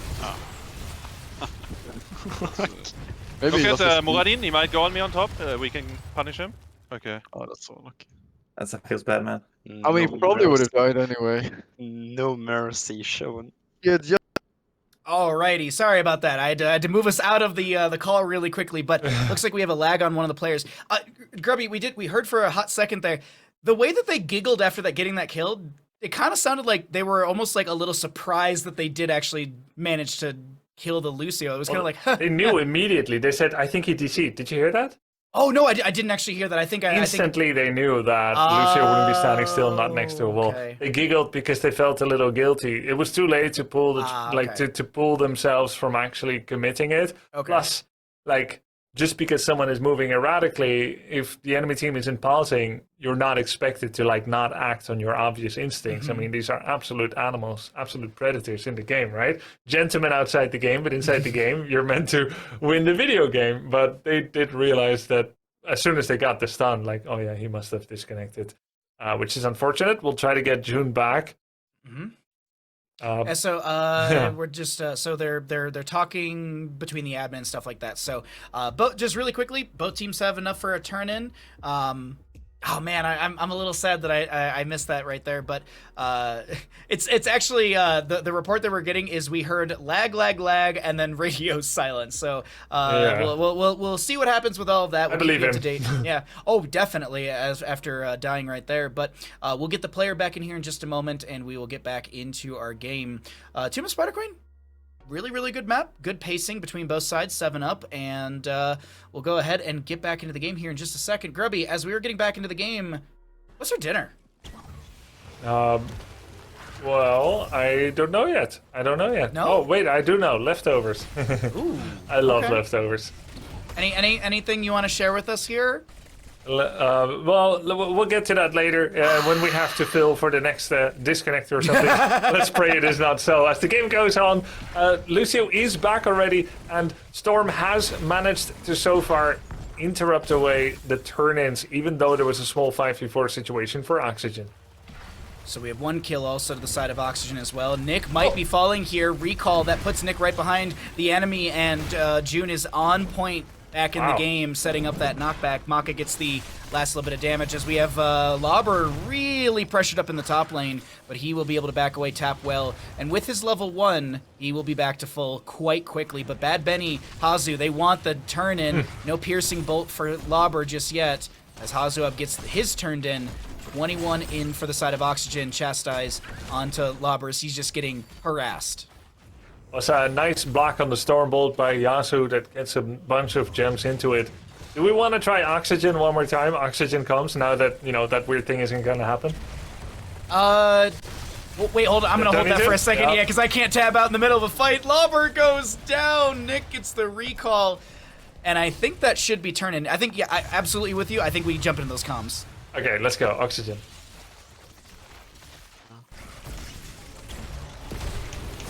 I wrote, yeah.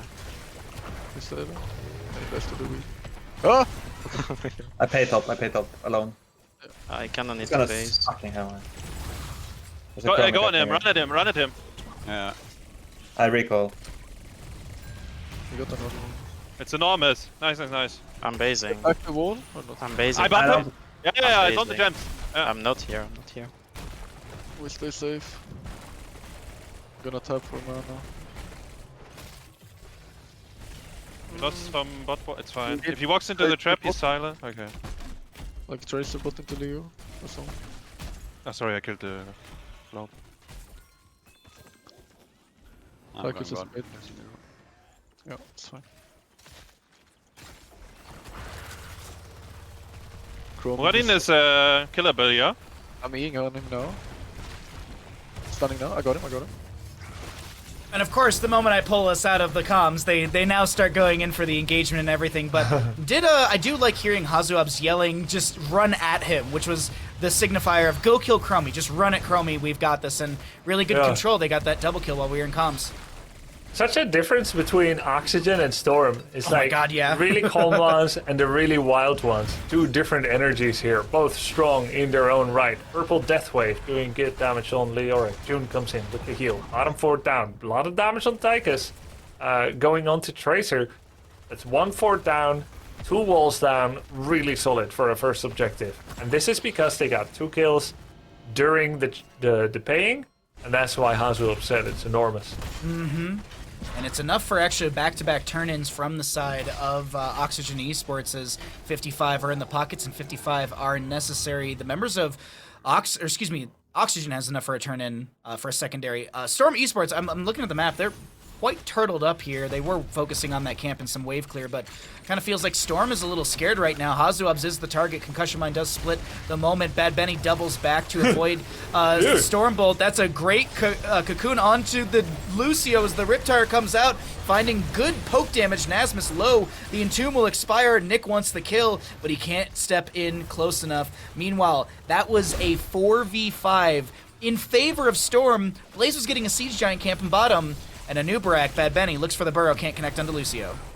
Bad Benny moved so cool there in that bush. He was like left, right, left, right, left, right. Then burrow charge in was certainly unexpected, but very well measured. Love the way he was doing that. A Nubrak can take a lot of damage from Tychus. That's why you only ever go in when you're serious about it. And meanwhile, Nick was harassing Leo, and this continues. Nazmaz going down to Racer.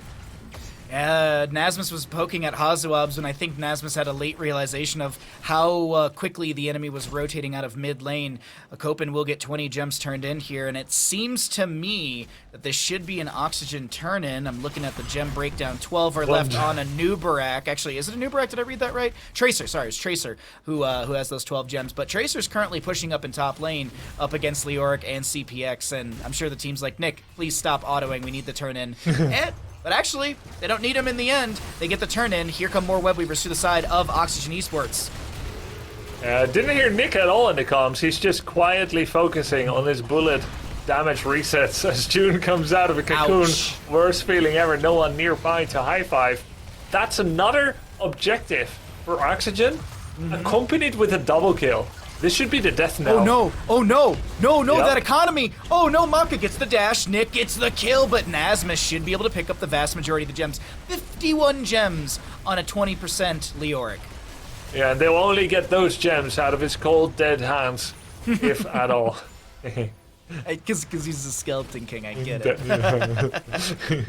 You know, it was really cool of them to put Leorc in Diablo Immortal. It's cool to see Diablo Immortal pulling from Heroes of Storm with like Deckard Cain and Vala and Tyrael. Really cool stuff. But anyways, as we have the Webweaver phase pushing in through lanes, top lane for it will go down as Blaze has been Copa's just been doing his own thing this entire game, and it's been working really well. Yeah, going full Zagara in the side lane, lots of side push. His team is extremely independent. As Odin gets summoned to defend at the top there, I mean, there is plenty of engage for Storm Esports, but they're just so far behind now. Finally, Junkrat can get a win again, huh? Never thought we'd say that. Wait, don't cast or curse him. Things could turn on their head. We could see a 16 talent tier power spike for Storm Esports, and they could totally turn things around in this 8-1 kill game. But right now, with turn-in available to the side of Storm, they only need 3 gems to be turned in. Anubrak is kind of poking around in mid lane, should be able to back away. We do have this boss for Oxygen with a still, I mean, it's like 2 levels almost still, but here come the Red Web Weavers to maybe close that gap in experience. And boss coming in against Red Web Weaver. The boss almost certainly gets top keep. I want to say definitely gets top keep. You still have to attack it, or it'll also take damage off your core. How much will the Web Weaver help? Nothing in mid. Like, with Junkrat and Blaze already in mid, I don't expect any value out of mid. Top lane already cleared out by Nick, or at least managed. Bottom lane is probably the biggest thing they have to concern themselves with on the side of Oxygen Esports, and Leorc needs to concern himself with living in this situation as he starts to back away. But look at Bad Benny on the minimap. Look at Bad Benny. Yep. If we go to bottom lane, Bad Benny's already using the burrow to get in place. Is there a cocoon on to Nasmus? No. Okay. He willingly decided to let him go, huh? Like, he could have like tried to step up and get the cocoon, but he gave up as soon as it didn't work out how he wanted to. Good control. That's good control coming out from Bad Benny, not to burn the ability, just to burn it and try. But either way, that will be the Red Web Weaver phase. Pushes out a little bit, gets some damage in bottom lane. 88 gems in the pockets of Storm Esports, but Oxygen are 4 gems away from another turn-in of their own, as the bottom lane Siege Giants will go to Oxygen. Now, in Tomb of the Spider Queen, at this moment, when Oxygen gets another turn-in, that's going to be their last one ever, pretty much. Like, until like level 22, because your waves are so pushed in that gems do not become a valid win condition anymore. And boss was just taken, so Oxygen, even if they could, I don't think they should pay until they're level 20, because the next turn-in needs to be their last one. Otherwise, they delay the game to such a point where Storm will eventually get their own gems. So I don't mind Oxygen giving Storm the turn-in there. I think this was very deliberate. Light Bomb and the Concussion Mine. Here comes the Steel Trap onto Lobber. He pops the Avatar, but he's just been standing still for the last 4 seconds. Cocoon onto CPX, who pops the Stasis. There's a Commandeer Odin above us as Lucio's able to speed boost away, but that is not enough for Nick and Bad Benny. They want a kill, but Nick gets low. Yasu with the Desperate Prayer. Maka is the target. Maka will go down. Anubrak changes targets immediately. Big damage coming out from the members of Oxygen Esports as they don't find a double kill. It's not a triple kill. It's not a quadra kill. Ladies and gentlemen, pentakill domination to Oxygen Esports as they move to top lane to maybe keep, maybe go core. You know the official term in HoTS is quintuple kill, not Quintuple kill! I still hear the Illidan announcer saying that now. Quintuple kill. I like pentakill. Pentakill sounds so just like, so just matter of fact. Yeah. Pentagram. That was a really good defense. I want to point out what happened there with Lauber, why he was just stunned. Just absolutely at a loss for words. Oh, hold that thought. Light bomb 2 targets. Grubby ragdolled so far away. When Lucio presses high five and he initiates his animation of high five, he must still reach for both players to get the unstoppable. When something CCs Lucio before he gets there, high five on that hero is on full cooldown and nobody gets unstoppable. This is what happened. Lucio got stopped by, I guess, question mark. I don't remember what anymore. No, light bomb. It was light bomb. He got stopped by a light bomb right before his fingertips could touch the fingertips of Muradin. And that's why he had to just leave him. He had nothing left for him. Muradin got perma-CC'd, rip-tired, pulse-rounded, trapped. and left for dead. Now, Oxygen seems to play this excessively safe. They get 2 kills in front of open core. I can feel Justin SMHing his head right now. We have a gank attempt being set up onto Tracer in the bottom lane as Tracer will get 1 blink, 2 blinks, 3 blinks, and she Nice is... try, nerds! Wait, Entomb! Light Bomb! Does it turn around? There's the Pulse Bomb onto Leorki. Wraith walks away. That's going to be a lot of damage connecting onto June. Maka is going to fall. I'm unsure of who wanted to back there, but it looks like that'll be the Hall of Storms for the Tychus and the Lucio. That's an Anubarak with a burrow onto this Lobber. He is popping Avatar. Nick wants the kill. Blinking, chasing. Nick should solidify the kill. And this is Webweaver's approaching core. Nick is mostly just trying to get some more padded stats here in this series as CPX will fall. Ladies and gentlemen, with the Webweaver's approaching core 16 minutes in, with the members of Storm Esports losing 4, this is going to be a pentakill. I just see Kill Nasmus from CPX in chat. But either way, that is going to be map number 3 over to the side of Oxygen Esports. They played that really, really well. Honestly, that is probably... That is the best Tomb game I think I've seen from a team this season. So much control. They played that perfectly, in my opinion, on the side of Oxygen. Everything went their way. They lost Tracer once, Justing, and I don't even think that was really that big of a loss. No, 20-1 in kills. The scoreboard kind of shows it how that last game went. Storm felt very not on the same page that game. I had touched on in the draft that they had the better wave clear for the top side and just in general, which they should have had between the Chromie and the Tychus with the grenade build. But it never felt like Storm was really ever together as a team. It felt like they were always split up across the map, just everywhere. It almost felt like Oxygen had more members playing the game. They had better control over the rotations in the top side, and that's mostly due to Hasuabs on the Junkrat. But it's also, I think the main thing was Bad Benny on a Nubarak alongside Yasu on Anduin, and then whichever range, whether it's Hasuabs or Nick on the Tracer, having them contribute to the fights in the top side. Lucio never really felt safe anywhere because there's Junkrat traps and there's the threat of getting cocooned by Bad Benny. And so the rotation in the top side was completely controlled by Bad Benny on the Anubarak.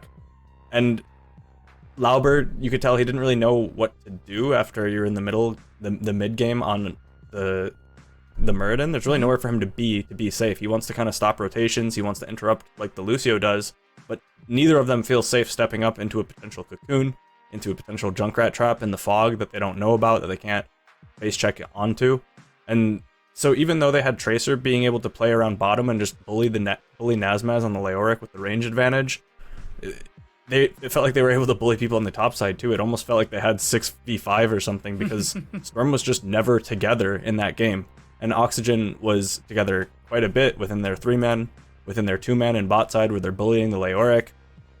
Just, it felt like Oxygen was playing on a different level from Storm in the last game. Storm maybe not quite as confident on the map. It felt like Oxygen took full advantage of all the mistakes that Storm was making and really pushed it pretty far there. There was also, like you mentioned, the gem economy. Storm turned in when it didn't really make a whole lot of sense when they were trading for the boss. I don't think teams are maybe fully understanding how the gem economy works on this map, as it is a bit different than it used to be since the XP changes. You don't really want to, not all turn-ins are good turn-ins anymore. You're turning in down 15 to 16. You can't do anything with it. You can kind of hope that it'll distract them from pushing with the boss, and Oxygen didn't push with the boss because they wanted to clear the turn-in, but I don't think they needed to do that. They still could have pushed with the boss if they wanted to, so it just felt like they kind of threw away all their gems, and then they had nothing really left, and they didn't even get to a even level 20 to 20 fight at the end because they were so far behind. So Oxygen just super aggressive, even without the ability to kill tanks, just playing the map infinitely better, and it felt like they almost had more members than Storm in the last game. Oh, like the steel traps felt like another hero as well, and I think that was what I expected from Hasuabs in map number 1 on Alterac Pass with the Junkrat. That level of just like control in the fight, and just the steel traps were consistently good throughout map number 3 right there, as well as those concussion mines were just on point consistently. But let's take a look forward into map number 4 and find out where we're going to be heading to. Grubby, it's everyone's favorite map, Towers of Doom, chosen by Oxygen Esports, giving first pick priority to Storm. Not mine. My favorite map is Dragonshire, but it keeps getting banned. But that's fine. I'm very Yeah, sorry. no, it's okay. Well, I'll make sure I talk to the teams. All Dragonshire week 6. I'll be sure of it. But any thoughts for Towers of Doom here? Could be the final map of the weekend. So Towers of Doom, we saw picks that these teams definitely can run as well. We saw that in our first series of Wildheart versus Chili Mountain, Vikings and Hammer. These teams are up to the task as well.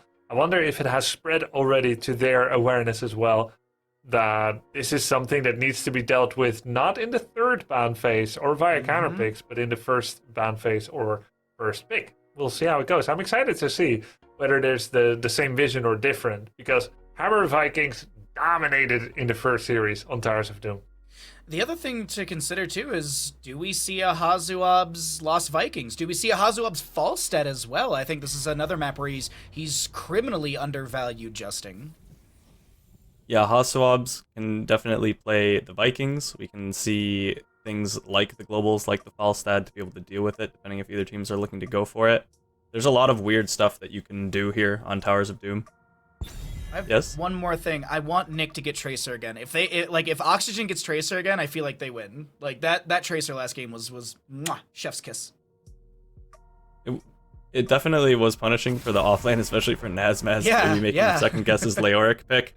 Leoric does have the downside to being very weak into range. You're talking about his level 20s. That's the main reason that he gets those, I think, is because he is so kiteable without his ultimate. He's very weak to range damage. That's kind of notoriously Leoric's downfall, is that he really struggles into even 2 ranged heroes on the same team. So that's why he needs those types of things. We do see the Hammer already banned away. Vikings would make sense. I'm not sure if Oxygen would be willing to pick the Vikings without the Hammer. So far we've only seen it with it on this map, but I think that there are enough things to pair with Vikings that it's definitely doable. See the Medivh ban. Storm in the earlier weeks was pulling Medivh bans. They hadn't been recently, but I think with their backs against the wall, the fear of the Medivh coming out, Oxygen thinks that they can win the game in a standard game. Just want to get rid of the Medivh. I think that's smart. Medivh, I still believe Medivh is one of the most strong heroes in the game. I think should be permabanned if every team played him optimally. I think he'd be permabanned. Oh, don't you think, Grubby, it's so balanced that a hero can utilize a portal to disengage away from an enemy, and by the time the enemy could reach the other end of the portal, Medivh, he's already changed into a bird? Yeah, invincible, able to pick up globes and XP globes. You know, you should have been there. It was funny when Medivh first got unveiled. It was actually to a private council of like 30-40 pro gamers, pro streamers, and casters. I remember these things. Yeah. We were invited to a private council in NA together with Blizzard. They really wanted us to, I guess, promote HoTS, right, by giving us a sense of inclusion. Because it was mostly a sense of inclusion, considering when Medivh's kits was revealed, all of us were like, well, that sounds really broken. Like, protected that often, plus a portal. I mean, fun idea, but that's going to be really broken. And then they didn't, change anything about him. It turns out he was actually really broken. So, yeah. Yeah, and then we had Zarya release, if everyone remembers that one. The quickest, like, from the lowest to the highest so quickly. Such a great time. But let's talk about the draft here, Justin, because there have been a few bans, a few picks, and things are looking cool for both sides. Yeah, Storm getting the combo of Brightwing Diablo, which has been looking super strong in all the games we've seen so far today. Lunara, we haven't seen quite as much of it, so the priority on it is a little bit strange. It is another hero that doesn't do the best at killing tanks, so they're going to need to get something that can deal with tanks later on in the draft. They do have quite a bit of CC right now on the side of Storm, and I do like what they've picked, but giving away Junkrat to second pick, I can't help but feel like that might be a bit of a mistake with how high the priority on Junkrat has been up until this week. Also, Junkrat, with what's being built as a sort of dive composition, or at least that's what I'm led to believe with the Diablo and the Lunara, who might be going leaping strikes, is anyone who tries to collapse on a target, Hazuab's, as long as he can throw out a concussion mine and activate it, that kind of mitigates the moment. But speaking of more mitigation here, Grubby, we've got a Malfurion Garrosh, which more control. Malf, protected by Garrosh. We've seen that work before. It was pretty cool. This means Tracer final pick. It's Nick, Malf, Tracer synergy. Yeah. This is known to us. It's known to Storm. They can now pick Tracer if they want to deny it. That might be known to Oxygen. That was gonna happen. That's. But I don't think Oxygen was expecting that. I think that's smart. I think that was really did. smart. I expected it, so why wouldn't they? Well, the Tracer maybe, but I don't think they expected the Vikings. Oh, no, not the Vikings per se, but the Tracer, yeah. So what is their answer? Butcher? I'm expecting something like a Butcher, Genji or obviously. The Tracer. It's obviously Butcher. But they could go Zeratul, actually, if they wanted to try and hunt the Vikings, but it's going to be a Tychus. Justin, let's get you to break everything down, because I feel like this map could go anyone's way. I think we could go to a map 5 with the Storm Esports draft. Yeah, we definitely could. I'm very surprised to see the Tychus picked up as the last pick. That seems a little bit too normal for Oxygen, especially into the Vikings. They don't have anything that does the best job of dealing with it. They do have the option to farm Master Assassin stacks, which is something that we saw earlier against the Vikings. So there is that at least. And the big difference here for Storm's comp from the earlier Vikings comp we saw is that they don't have anyone who really sieges all that well. They don't have the Sergeant Hammer. They don't have someone who can split push. They have Vikings, and then they have Tracer in the 4-man, which if you don't have a kind of a 3-1-1, which is what we saw earlier, where we had the Hammer being her own sieger, or we had Hammer who kind of carries the whole siege in a 4-man, Tracer really contributes basically nothing to that siege. I thought that it was a little bit weird even that we saw the Tracer paired with the comp earlier. I think that there were better options than Tracer with the Hammer and Vikings comp. So I think it's going to be kind of a tall order for CPX on the Tracer to get value. I don't think this is quite the same as the Vikings comp we saw earlier, but I do think that Vikings are super, super broken on this map. But Oxygen also has a better 4-man, so we'll see if Bad Benny's able to farm them in the 4-man. If not, the Vikings are going to be able to just passively win the game. All right, well, let's see if we head to a map number 5, ladies and gentlemen, on the left-hand side, backed by the Ravenlord Oxygen Esports, looking for a 3-1 through Towers of Doom. Garrosh to be played by Bad Benny, Nick on the Tychus, Yasu on the Malfurion, Copen on the Blaze, Hazuabs on the Junkrat. Over on the side of Storm Esports, backed by the Gravekeeper, we've got Lauber on the Diablo, Mach on the Lunara, June on the Brightwing, CPX on the Tracer, Nasmus on the Balog, Olaf, and Eric. I say Storm Esports win. I think we can have that map number 5. The outlier here for me is the Hazuab's Junkrat in this situation and Bad Benny's Garrosh. Like, those two heroes are kind of what I'm like, Grubby, I don't know if Storm Esports can close it out, but right now Lauber gets a Shadow Charge onto a mini in the face shift from June, lives for now. What are your thoughts here, Grubby, as we have what I'm thinking could be the setup for a map 5 if Storm can take it, and I'm hoping they do. Very strong Vikings on the map. Malf, bit of a problem into polymorph Tracer blowups. He doesn't give as much relevant healing. Garrosh has a cool pick by a body check that will potentially make it a bit easier to kill Diablo. I kind of feel like we might be in a situation that we saw earlier. Oh, you know why that grenade didn't hit? Because of his level 1 pick. Range. Yeah, if he had the melting point, the level 1, then he would have killed the Balog. But now, this one, he picked it instead to kill Tracer. But I think we're in a situation, just like on Tomb of the Spider Queen a couple of playdays ago, where Anduin, I think it was Legacy, kept getting blown up. So they instead went for Yazu on Malfurion, and they just killed him. Because I don't think you can... Nice double kill, by the way. Yeah. Nice double kill by Oxygen. Very different from the Hammer Viking games we saw earlier today. But I think Tracer, Brightwing, Diablo can confirm a kill 100%. And then you just try to kill someone else on the side of Storm. I think you let one person die. You go for the trait. I'm looking at level 1s and just actually level 4s as well. Body check for the Garrosh. I really like this pickup from Bad Benny because we've talked about in the past. The phase shift from Brightwing is I believe it's a 2-second channel for Brightwing that it takes for her to get the phase. Yeah, 2 seconds. Yeah. And so it's a telegraph thing, much like Ancestor Healing. You have an auditory noise, and you have that visual vertical column. And so Bad Benny, he sees that. He's got a 2-second window to press his 1 key or whatever button he uses to body check, and he reduces the healing from phase shift by 30%, which is huge. Like, Lauber could have mitigated burst in healing, and that could be the demise of Diablo, because we have seen a lot of difficulty trying to kill Diablos lately, as another Viking will go down. Or is that the first Viking to fall? That's the first Viking to fall. Diablo and Brightwing have fallen earlier. This is a massive difference from how the Viking Hammer draft went. We feel way less oppressiveness from Storm coming in with this Vikings draft. This is one of those, well, maybe in the late game they'll carry, they'll get more alter shots, but the way that Oxygen is getting kills and push, remember what Dequaza said? Yes, Blaze can push a Viking lane really hard, and it's really annoying, but for some reason he didn't. Check out top right gate. Yep.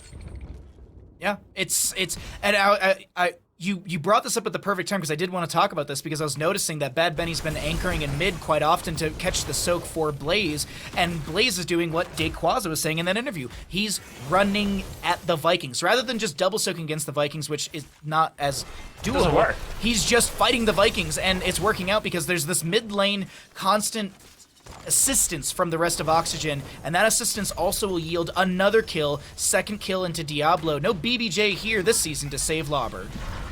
Yeah, this is the Garrus Tychus combo into Diablo that we got a bit of lag. Gonna do a bit of a pause.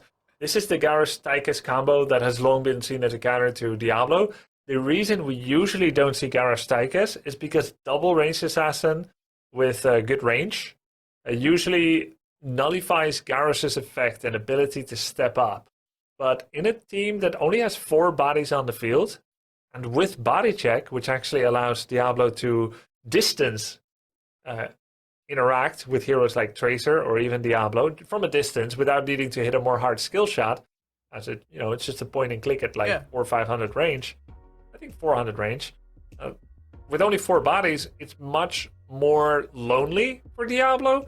There's less ranged poke coming in on Garrosh, and the quick rotations of Oxygen here have allowed them to both pressure the Vikings, get a quick kill, and then go back in. The big difference is already that first Sapper Camp invade. The exact same thing was attempted by Wildheart. Yeah. They also did a Sapper Camp invade, and they didn't get paid off at all. They couldn't get any kills. Hammer zoned them out. They took too much damage. They had to fall back. Lunara now not being the equivalent of Sergeant Hammer.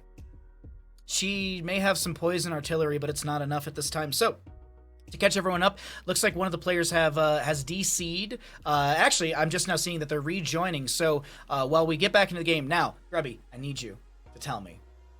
What's your leftovers? What'd you cook? I need to know. It's been bothering me. I didn't cook, but it was the best food that I got for us because I went to get takeout from an Indonesian restaurant. And there's some leftovers. I'm gonna finish it tonight. Enjoy them. All right. Well, that's esports. the viewers at home get to devour a delicious map number 4 here of Towers of Doom, as we have got the player back into the game, and these Vikings are going to clear things out. I'm actually really surprised, not surprised, but I'm very impressed as to how Copen is playing this, and we actually see a big rotation to steal away the camp. Bad Benny anchoring for the team, and we're not even 5 minutes. Why are they sitting around boss? It's not even close to 5 minutes. Oh yeah. No, that's true. I was just like, are they trying to catch a rotation into top? But there's 3 showing it. Like, this feels weird from the side of Storm. Yeah, it is weird. Tracer just showed on wave. She's now known to be taking top Sapper Camp. There's some pretty serious weird placement going on. Just like a complete acceptance that they can't get anything done against the marauding squad of Oxygen. And that also will be with the kills, the rotations, the wave clear, the camps, everything in between. This is going to be a solid level and some change lead for the side of Oxygen, who are also going to be approaching level 10 first. Bad Benny and friends, they are looking for the invade onto this because they do have a little bit of soak encroaching, as we have another unfortunate pause here. We'll bring it back to Grubby and I, and we can, looks like we still have lag on one of the players, so that player just going to let that lag level out. But 10, I got to be honest, this is not where you want to be as a Vikings composition, Grubby. Like, you want to be, typically, experience-wise, typically the experience is flipped. Usually it's you're approaching 10. The enemy team is still clamoring to keep up with you, but this is awkward. This is awkward as a Vikings team to be down a level, almost 10 talent tiers as well. Yes, I think so. And they kind of become a relevant team fighter at level 16. Usually... Yeah. It's funny because they try to buff the teamfight of Vikings with Spin to Win doing more damage, but them being a little bit weaker on the pure macro play, even though that's always going to be their niche or their power. It would be funny if Longboat Raid was good enough to be picked so that you could salvage difficult games where you're losing the battles. But yeah, that's not really the case. With the level 16 Large and in charge and the level 13 Hunker Burning Olaf or perhaps Nordic Attack Squad, you're getting some pretty good damage. You're going to press C. You're going to go and run with all 3 Vikings onto Malfurion, get the stun, get the percentage damage, get the spin, and Malf just gets 1 shot. That would be the goal for Vikings, to get him a Tracer. That's still very far away now, and we have the double altar phase. Yeah, really flying start here for Oxygen. Actually, I don't see how this can be won anymore by Storm, if I'm frank with you. I mean, but you're Grubby. You're not Frank, you're Grubby. Sorry. Anyways, yeah, bad puns continuing today. Yes. Thanks, but I do very much agree with you. Like I take stock of the map, and that is our job. We look at these things, and we do have to be kind of blunt in some of these cases. I don't really have a way in my mind that the Vikings come back into this without some sort of major misplay from Oxygen. Like I think Oxygen needs to make a couple blunders, not just like one good fight to the side of Storm. Storm needs a couple good fights and to really ramp back up in this game. But as we are just about to get back into the game, it looks like we've confirmed with one of the players that they are ready, and we are going to get going back into Towers of Doom. Thank you all so much for being so very patient with us. We do appreciate the patience that you all have. These DCs are out of our control, but you know what we do have? We got gameplay, so let's go ahead and get back into it. Yasu gets the channel on the left. Bad Benny and crew, they just get 10s. They could get this left side or the right side channel as well. Nas has been scouted and spotted there from his perch. Garros very close to Diablo. Diablo just sprayed. It's like Lauber saying, I know you're there. He's like, so what if you know I'm there? I'm gonna go for you. But yeah, that's wow, that's a lot of shots. The bottom bell tower already being down. 10 shots, man. Yeah, and Laser. they're going to make it 14 Draken Laser Drill from Tychus. And double minigun talent at 4 and 7. We're going to be seeing the In the Rhythm as well as the Combat Tactician at 4 and 7 respectively. I think Draken has utility on some maps. Oh, unfortunate moment right there. You say it's unfortunate, but do you know the story of the Chinese monk? Teach me, Grubby. I am your student. The monk, his son breaks his leg during farm work. Oh. And his neighbors say, "Oh, how unfortunate for you." And he says, "Is it? Time will tell." And then there's a war coming, and the young men get conscripted into the war, but then his son can't go because his leg is broken. And they say, "Oh, how fortunate for you that you don't need to go to war." And the monk says, "You think so? Let's wait and see." And it goes on a bit more and more, but we really don't know what is unfortunate. Maybe this boss is very fortunate, and we avert some kind of major calamity. So we'll see what happens. All we know is that it happened. The future is the future. That's why they call it the present, Bahamut. Oh, I thought that's why what it's you a call the gift. things that you get. Yeah, the gifts. But anyways, thank you, Grubby, for the. I have to look that up. That's actually really fascinating to me, that story. But it looks like we have a player with lag issues right now. We are confirming with one of the admin is confirming with the player of what they want to do. They still have pause time available, so we're not in the realm of do you give up the game or play with a bot. We're not at that point right now. What they're discussing right now is does the player restart their game completely and try to try to get everything leveled out. So we are just okay. So, anyways, looks like I will say, yeah. If June becomes a bot, I think Brightwing is one of the better bots. Good arcane flare accuracy means more heals. Already can't mount, and bots never mount anyway when you tether them.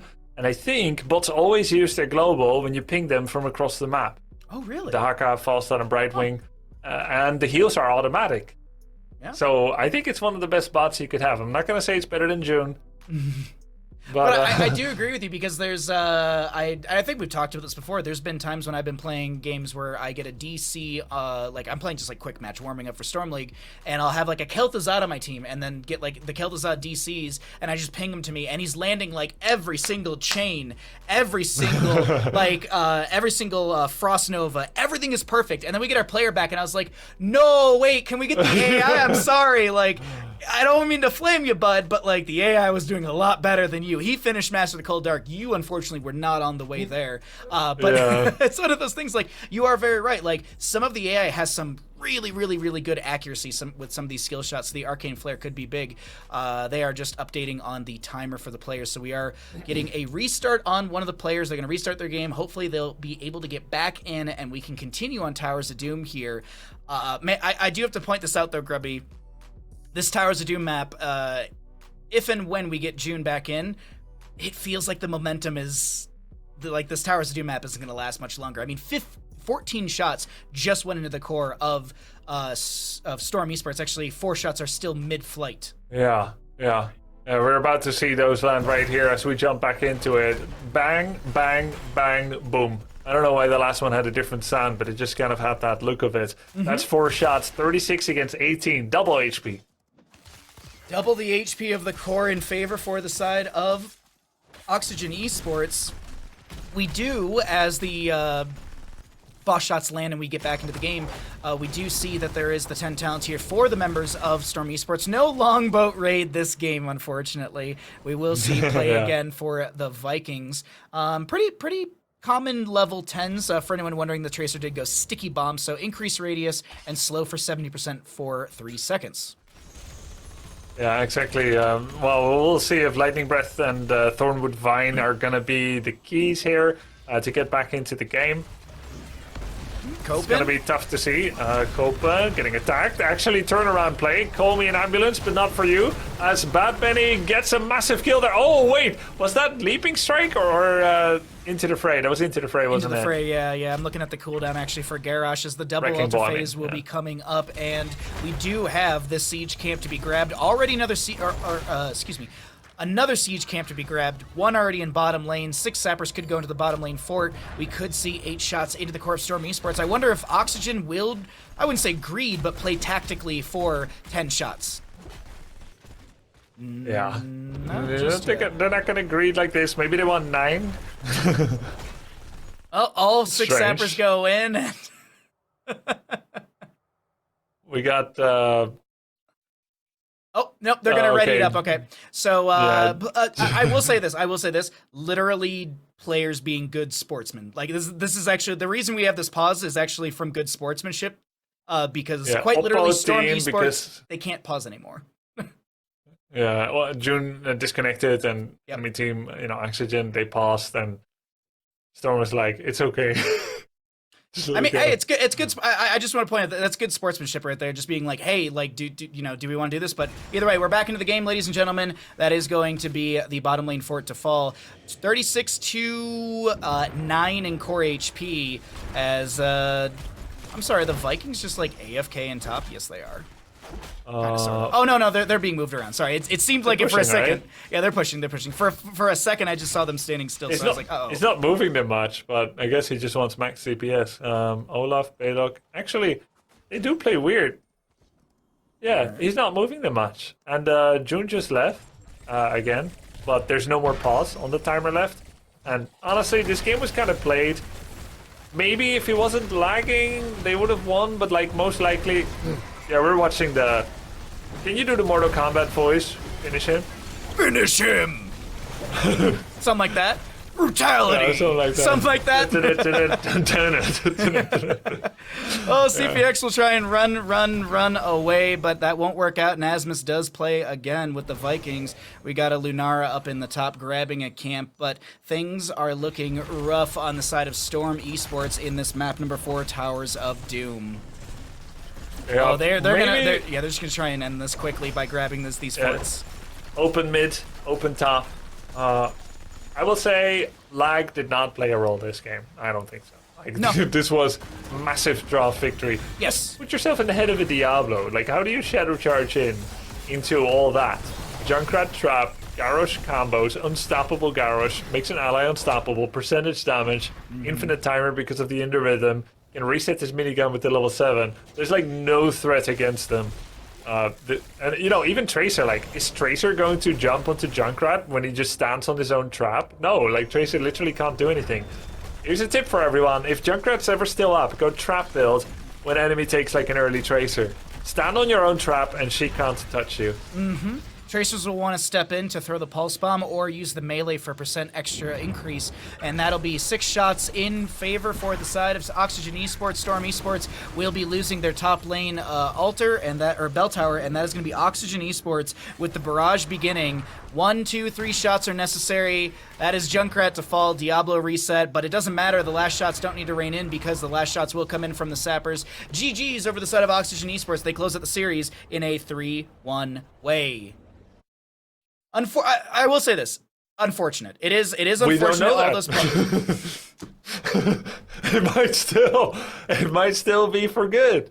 You know, maybe yeah, June is going to get a better internet connection and they get 2 great play days. Or are we kidding? There's only one provider in every locale in USA. But yeah, this is, I will say, the lag didn't affect this game. Oxygen earned this. They earned the 3-1. Their draft was much better. Completely chanceless Storm here. And they were already in the lead as well, so there was no leeway to like bring in Cascon for the final game or something like that.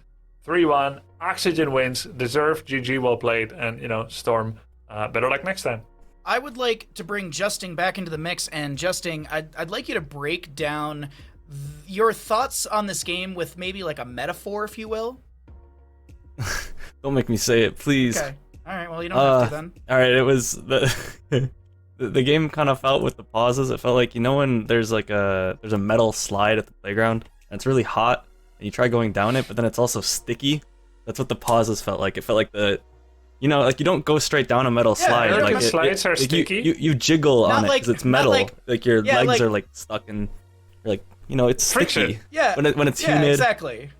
Yeah. The so back it's of your not like thigh, like it's stuck on the side. yeah, slide. it's not like a smooth down the hot slide that you don't want to be on because it's been sitting in the sun. It's like it's more like it's like step by step, you know. Yeah. That's kind of what that felt like for for Storm in the last game. I'm With the thinking of my pauses. childhood right now. What? Oh no. Oh, you know, For who was it? The sticky. all of us. What do you mean? Oh, you mean the pauses? Yeah, the pauses. It felt like Oh, being on a okay. hot slide, but you don't just get to just get it over with. You're kind of just, you know. Sure. And a very bumpy landing, isn't it? Justin. Yes. Yeah. This feels like the a couple weeks back when you said how jokes are funnier, like the second or third time someone explains them. I'm starting to like it more and more. I could, yeah. I think I'll just tell it again. So who was the son in this? Probably the Can I say this? Can we Garrosh. go to an interview? the Garrosh and Tychus, I think probably. Okay. Thank you. I'm gonna go ahead and bring Hasuabs into the mix right now. Hasuabs, I congratulations hope you on your didn't hear victory versus the members I'm glad of you guys Storm have fun. Esports. We Yeah, do our thank best you, here on thank you. HeroesCCL. But how are you feeling? You take another victory. The Oxygen team score is now sitting at a 3-2. I mean, I'm happy, but it's also very unfortunate. You know, on the last map, like June was lagging, and Sure. I mean, we've been in the same boat, right? I know, like it's very annoying, but yeah, there's sadly nothing you can do about it. But I mean, I am very happy that we won against Storm. It was a very important match for us. Like if we look at the top 3, we kind of need to win everything now, and maybe also need a little bit of luck and like certain scores to make it if we want to be directly qualified. So it is a big win for us after all. Yeah, no, it's a W on the board is good for you. It pushes you up in the standings. We'll take a look at that a little bit later. But of course, I'm not going to hog all the questions. I want to throw it over to Justing for a question or two. So if you guys do end up in the gauntlet, is there any team that you don't want to face in the gauntlet to have to get past? And if not, I guess just are there any teams that you don't want to face in general? So maybe teams that are ahead of you that you want to make sure that they get in the top 2, top 3, so you don't have to fight them in the gauntlet. No, I'm actually pretty confident overall. I think like we already played against 30K and Chili Mountain. Like these are the 2 like very hard draws. I think if you have to play against them, Wild Heart did beat us, but I think we did learn a lot from that best of 5, and I'm actually kind of eager to play them again. You know, if we get the chance. And besides that, I think I mean overall I think we are in pretty good shape. We do have some. Like sometimes we're like out of sync, I think, as a team, but it's something we are aware of and we're working on it. All right. I will say this when we jump into your comms by comparison of Storm, which we were jumping in between. Your comms have a lot of really, really good communication from the weeks that we've been able to hear you. Week to week, we've been hearing you. The commentary between teammates and everything and what you're providing to each other is really, really good. So I can definitely at least see and hear your growth in CCL as the weeks have gone on. Grubby, any questions for HazuObs? Yo, Hazu, grats. With pleasure, we watch Bad Benny's extremely deep Africa flanks once again this series and some other. Does it ever make you nervous to see he's like standing next to enemy core? Yeah, I mean, it certainly does, right? You know, and there is success to it, but also it can go wrong, right? And you don't see every single game, right? We do have scrims where he's like, "Oh, they did actually see me," and like he's in big trouble now.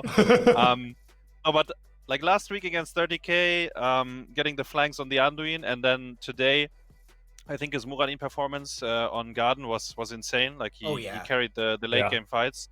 So yeah. Usually, I think it's good to have a very aggressive, proactive tank. And, you know, on map 1, we had the Tyrael. It's maybe not quite our playstyle, or at least that map it wasn't really. And, yeah, I think we got pretty good tanks from him afterwards. Okay. Did you feel there was room for experimentation going with Tyrael, or did you envision the game going differently? No, we thought it would go differently, actually. And honestly, like we tried to analyze it a little bit after, right? Because we said, do we need to address it in draft? And my opinion was we got caught every single time right before an objective or right before we wanted to team fight, right? They got a Valkyrie or a kill otherwise. Yeah. And therefore I was like, okay, it was probably just us making mistakes. Maybe the draft is fine. Oh. So like initially we thought it would be playable. I see. All right. Very, very interesting stuff. HazuObs, in week 6, you're going to be going up against Diamond Hands on Sunday, and week 7, you're going to be going up against Simplicity. Thoughts, excitement for these maps? Do you think these matchups? Do you think you can take both of them? Yeah, our boy Rutsu is with Diamond Hands now, right? They made some roster changes. They have 2 new range carries, so I'm actually very excited to play against them. They looked very good early on in this season, so I think they're a pretty strong team. Against Simplicity, I mean, they're on the bottom of the league, right? So I think we have to show up and play our game, but I think we are a big favorite against them. But yeah, okay. It's 2 very important matches for sure. We'll be definitely looking forward to those matches from you and the members of Oxygen Esports. Congratulations once again on your victory versus Storm, pushing yourself up further in the standings. Before you skedaddle and go start scrimming, planning, and all that in between, any shouts that you'd like to give, the floor is all yours. Yeah, shout out to Twitch chat, Oxygen, Team Liquid, to you guys. Thanks for you know, bringing us CCL every weekend, and hopefully see you next weekend again. You know, keep going with the winner interviews. We need the points. Alrighty. We'll hopefully see you next weekend after you potentially beat Diamond Hands. Good luck in your scrims and all your preparation in between, HazuObs. Thank you. Bye bye. Thanks for joining us. A wonderful, humble man has joined us, and I do like that he's like, I want these winner interviews every single week, and that's really, really cool. But seriously, it was a really good series from the side of Oxygen. Unfortunate with all the DCs and pauses in the last map, but like as we've kind of said, to be blunt, and that's our job to look at the facts and present them on the stream. It was very much already going to Oxygen before any of these issues did start to show their face, which I think it more solidified the speed in which that map happened. But still, Oxygen will close out that series 3-1. It was a fantastic day of games. We've had so much fun today, and I think, Grubby, are you prepared for this? I am prepared. Are you all ready? Oh, well, please introduce it. Unrivaled, amazing, stupendous HoTS moment of the day presented by HeroesCCL and Justin. The unrivaled, stupendous, amazing, unrivaled thing of the day. Let's start at the clip. It's how you win a game on Garden if you're Dino. So we've got the closest fight ever here with Masquerade being completely invincible on the front line. There is no Curse Bullet. He's just 1v5 on the front line. Dino gets the flank gust, gets the gust in. Weary Day, the dog in the back line, looking to run around, trying to get away. Watch the plant mama, here it comes. Weary Day thinks he's gonna get away, he gets the Ancestral, flipped into the plant, stun, boom. Zergling also gets stunned by the plant, Rayquaza knocks him back. This fight before this was, or the game before this was perfectly even, it was 2-2 in plant babies. They get the objective, they get the flank gust by Dino, they get the double boss slam from the plant mama. just really well played in that fight, and that was kind of the beginning of the end there in that series as well that we had earlier today. Yeah, I seriously, you know what's the biggest takeaway from that entire series was just the deep flanks from Bad Benny, and as Hazuab said in the interview, how Bad Benny kind of carried the latter half of Garden of Terror. Like, I think the most critical moment on Garden of Terror was Bad Benny getting that huge flank when we were in the Storm Esports comms, hearing them say, they can't dive us, and then, lo and behold, Bad Benny can dive you. Sergeant Hammer may not be able to. Yeah. Puts on his goggles, he carries and straddles his oxygen tank, he puts in his scuba gear, he's like, can't I? Exactly, Grubby. It was exactly like that. And actually, I think we can take a look at the league standings. I do believe those are updated, so we can kind of figure out where everyone is landed after week number 5. And yes, indeed, we have had some shifting here, Grubby. Yep. We have Chili Mountain going over Wildheart. They were both 3-1. Now Chili Mountain is 4-1 and Wildheart is 3-2 because Chili Mountain won against Wildheart.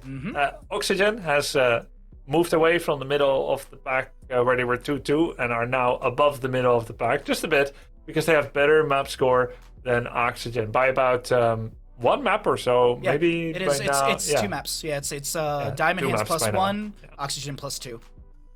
Yeah, so that's pretty solid. Storm Esports again looked pretty good. I feel like they look pretty good in all of the series they lose. Just not good enough. That actually finds them on equal footing with Granite right now. And I know we're gonna see next week's matchups soon, but Storm will face Simplicity in the next play day, so they may still move up a bit. For Storm now, it's not so much about getting top 4 anymore. They probably won't be able to, but Storm can still try to just have as many rank increases as possible, because for the Gauntlet ladder playoff bracket, every single rank improvement is one match less of knockout phase that you need to play. Yep. If you do not want to play in the Gauntlet, securing top 3 is your best bet, but pushing yourself, as Grubby is saying, up further in the standings means you have to play less matches, and you have the opportunity of watching all the other matches and kind of prepping against the enemy who does have to come from 7th and 8th, so on and so forth. But Justing, as Grubby was alluding to, can you break down what we're going to be seeing next Saturday, week number 6, June 18th? We've got Granite Gaming going up against Wildheart. Wildheart really trying to get into that top 3. And Chili Mountain up against 30K. Our first and second place teams, 5-0 and 4-1. We will have a guaranteed first place player, or first place team after this. They're right next to each other in the standings. This is going to be the most important match, probably of all the teams of the regular season. It's first place versus second place. These are the 2 teams ahead of everyone else. NA versus EU, like Baha loves the most. This is going to be the most hype match we could possibly have. And this could be a precursor to our LAN finals, Chili Mountain versus 30K. I think a lot of us are kind of thinking that would be who can make it to the grand finals at the LAN. But of course, Grubby, we're not done talking about the matches for next weekend, because on June 19th, who we got to be seen playing?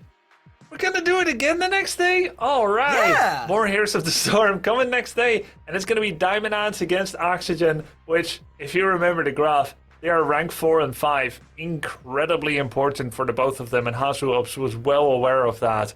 Then, Storm Esports against Simplicity are rank 6 and 8 in the league, so that's pretty important too, because if Simplicity wins that and their final match, they can actually advance a rank. Their final match being Oxygen. Won't be easy.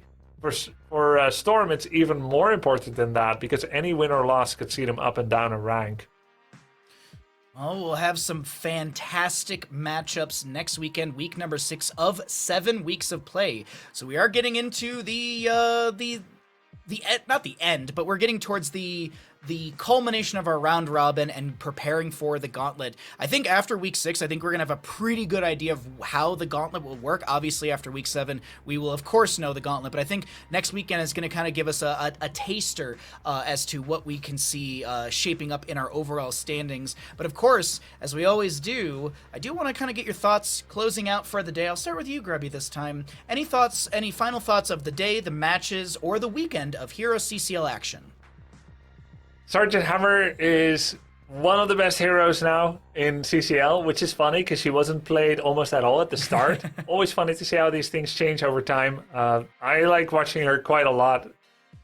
It's like one team can play the game, the other can barely interact. I think that's funny. Reminds me of my brother's blue decks in Magic.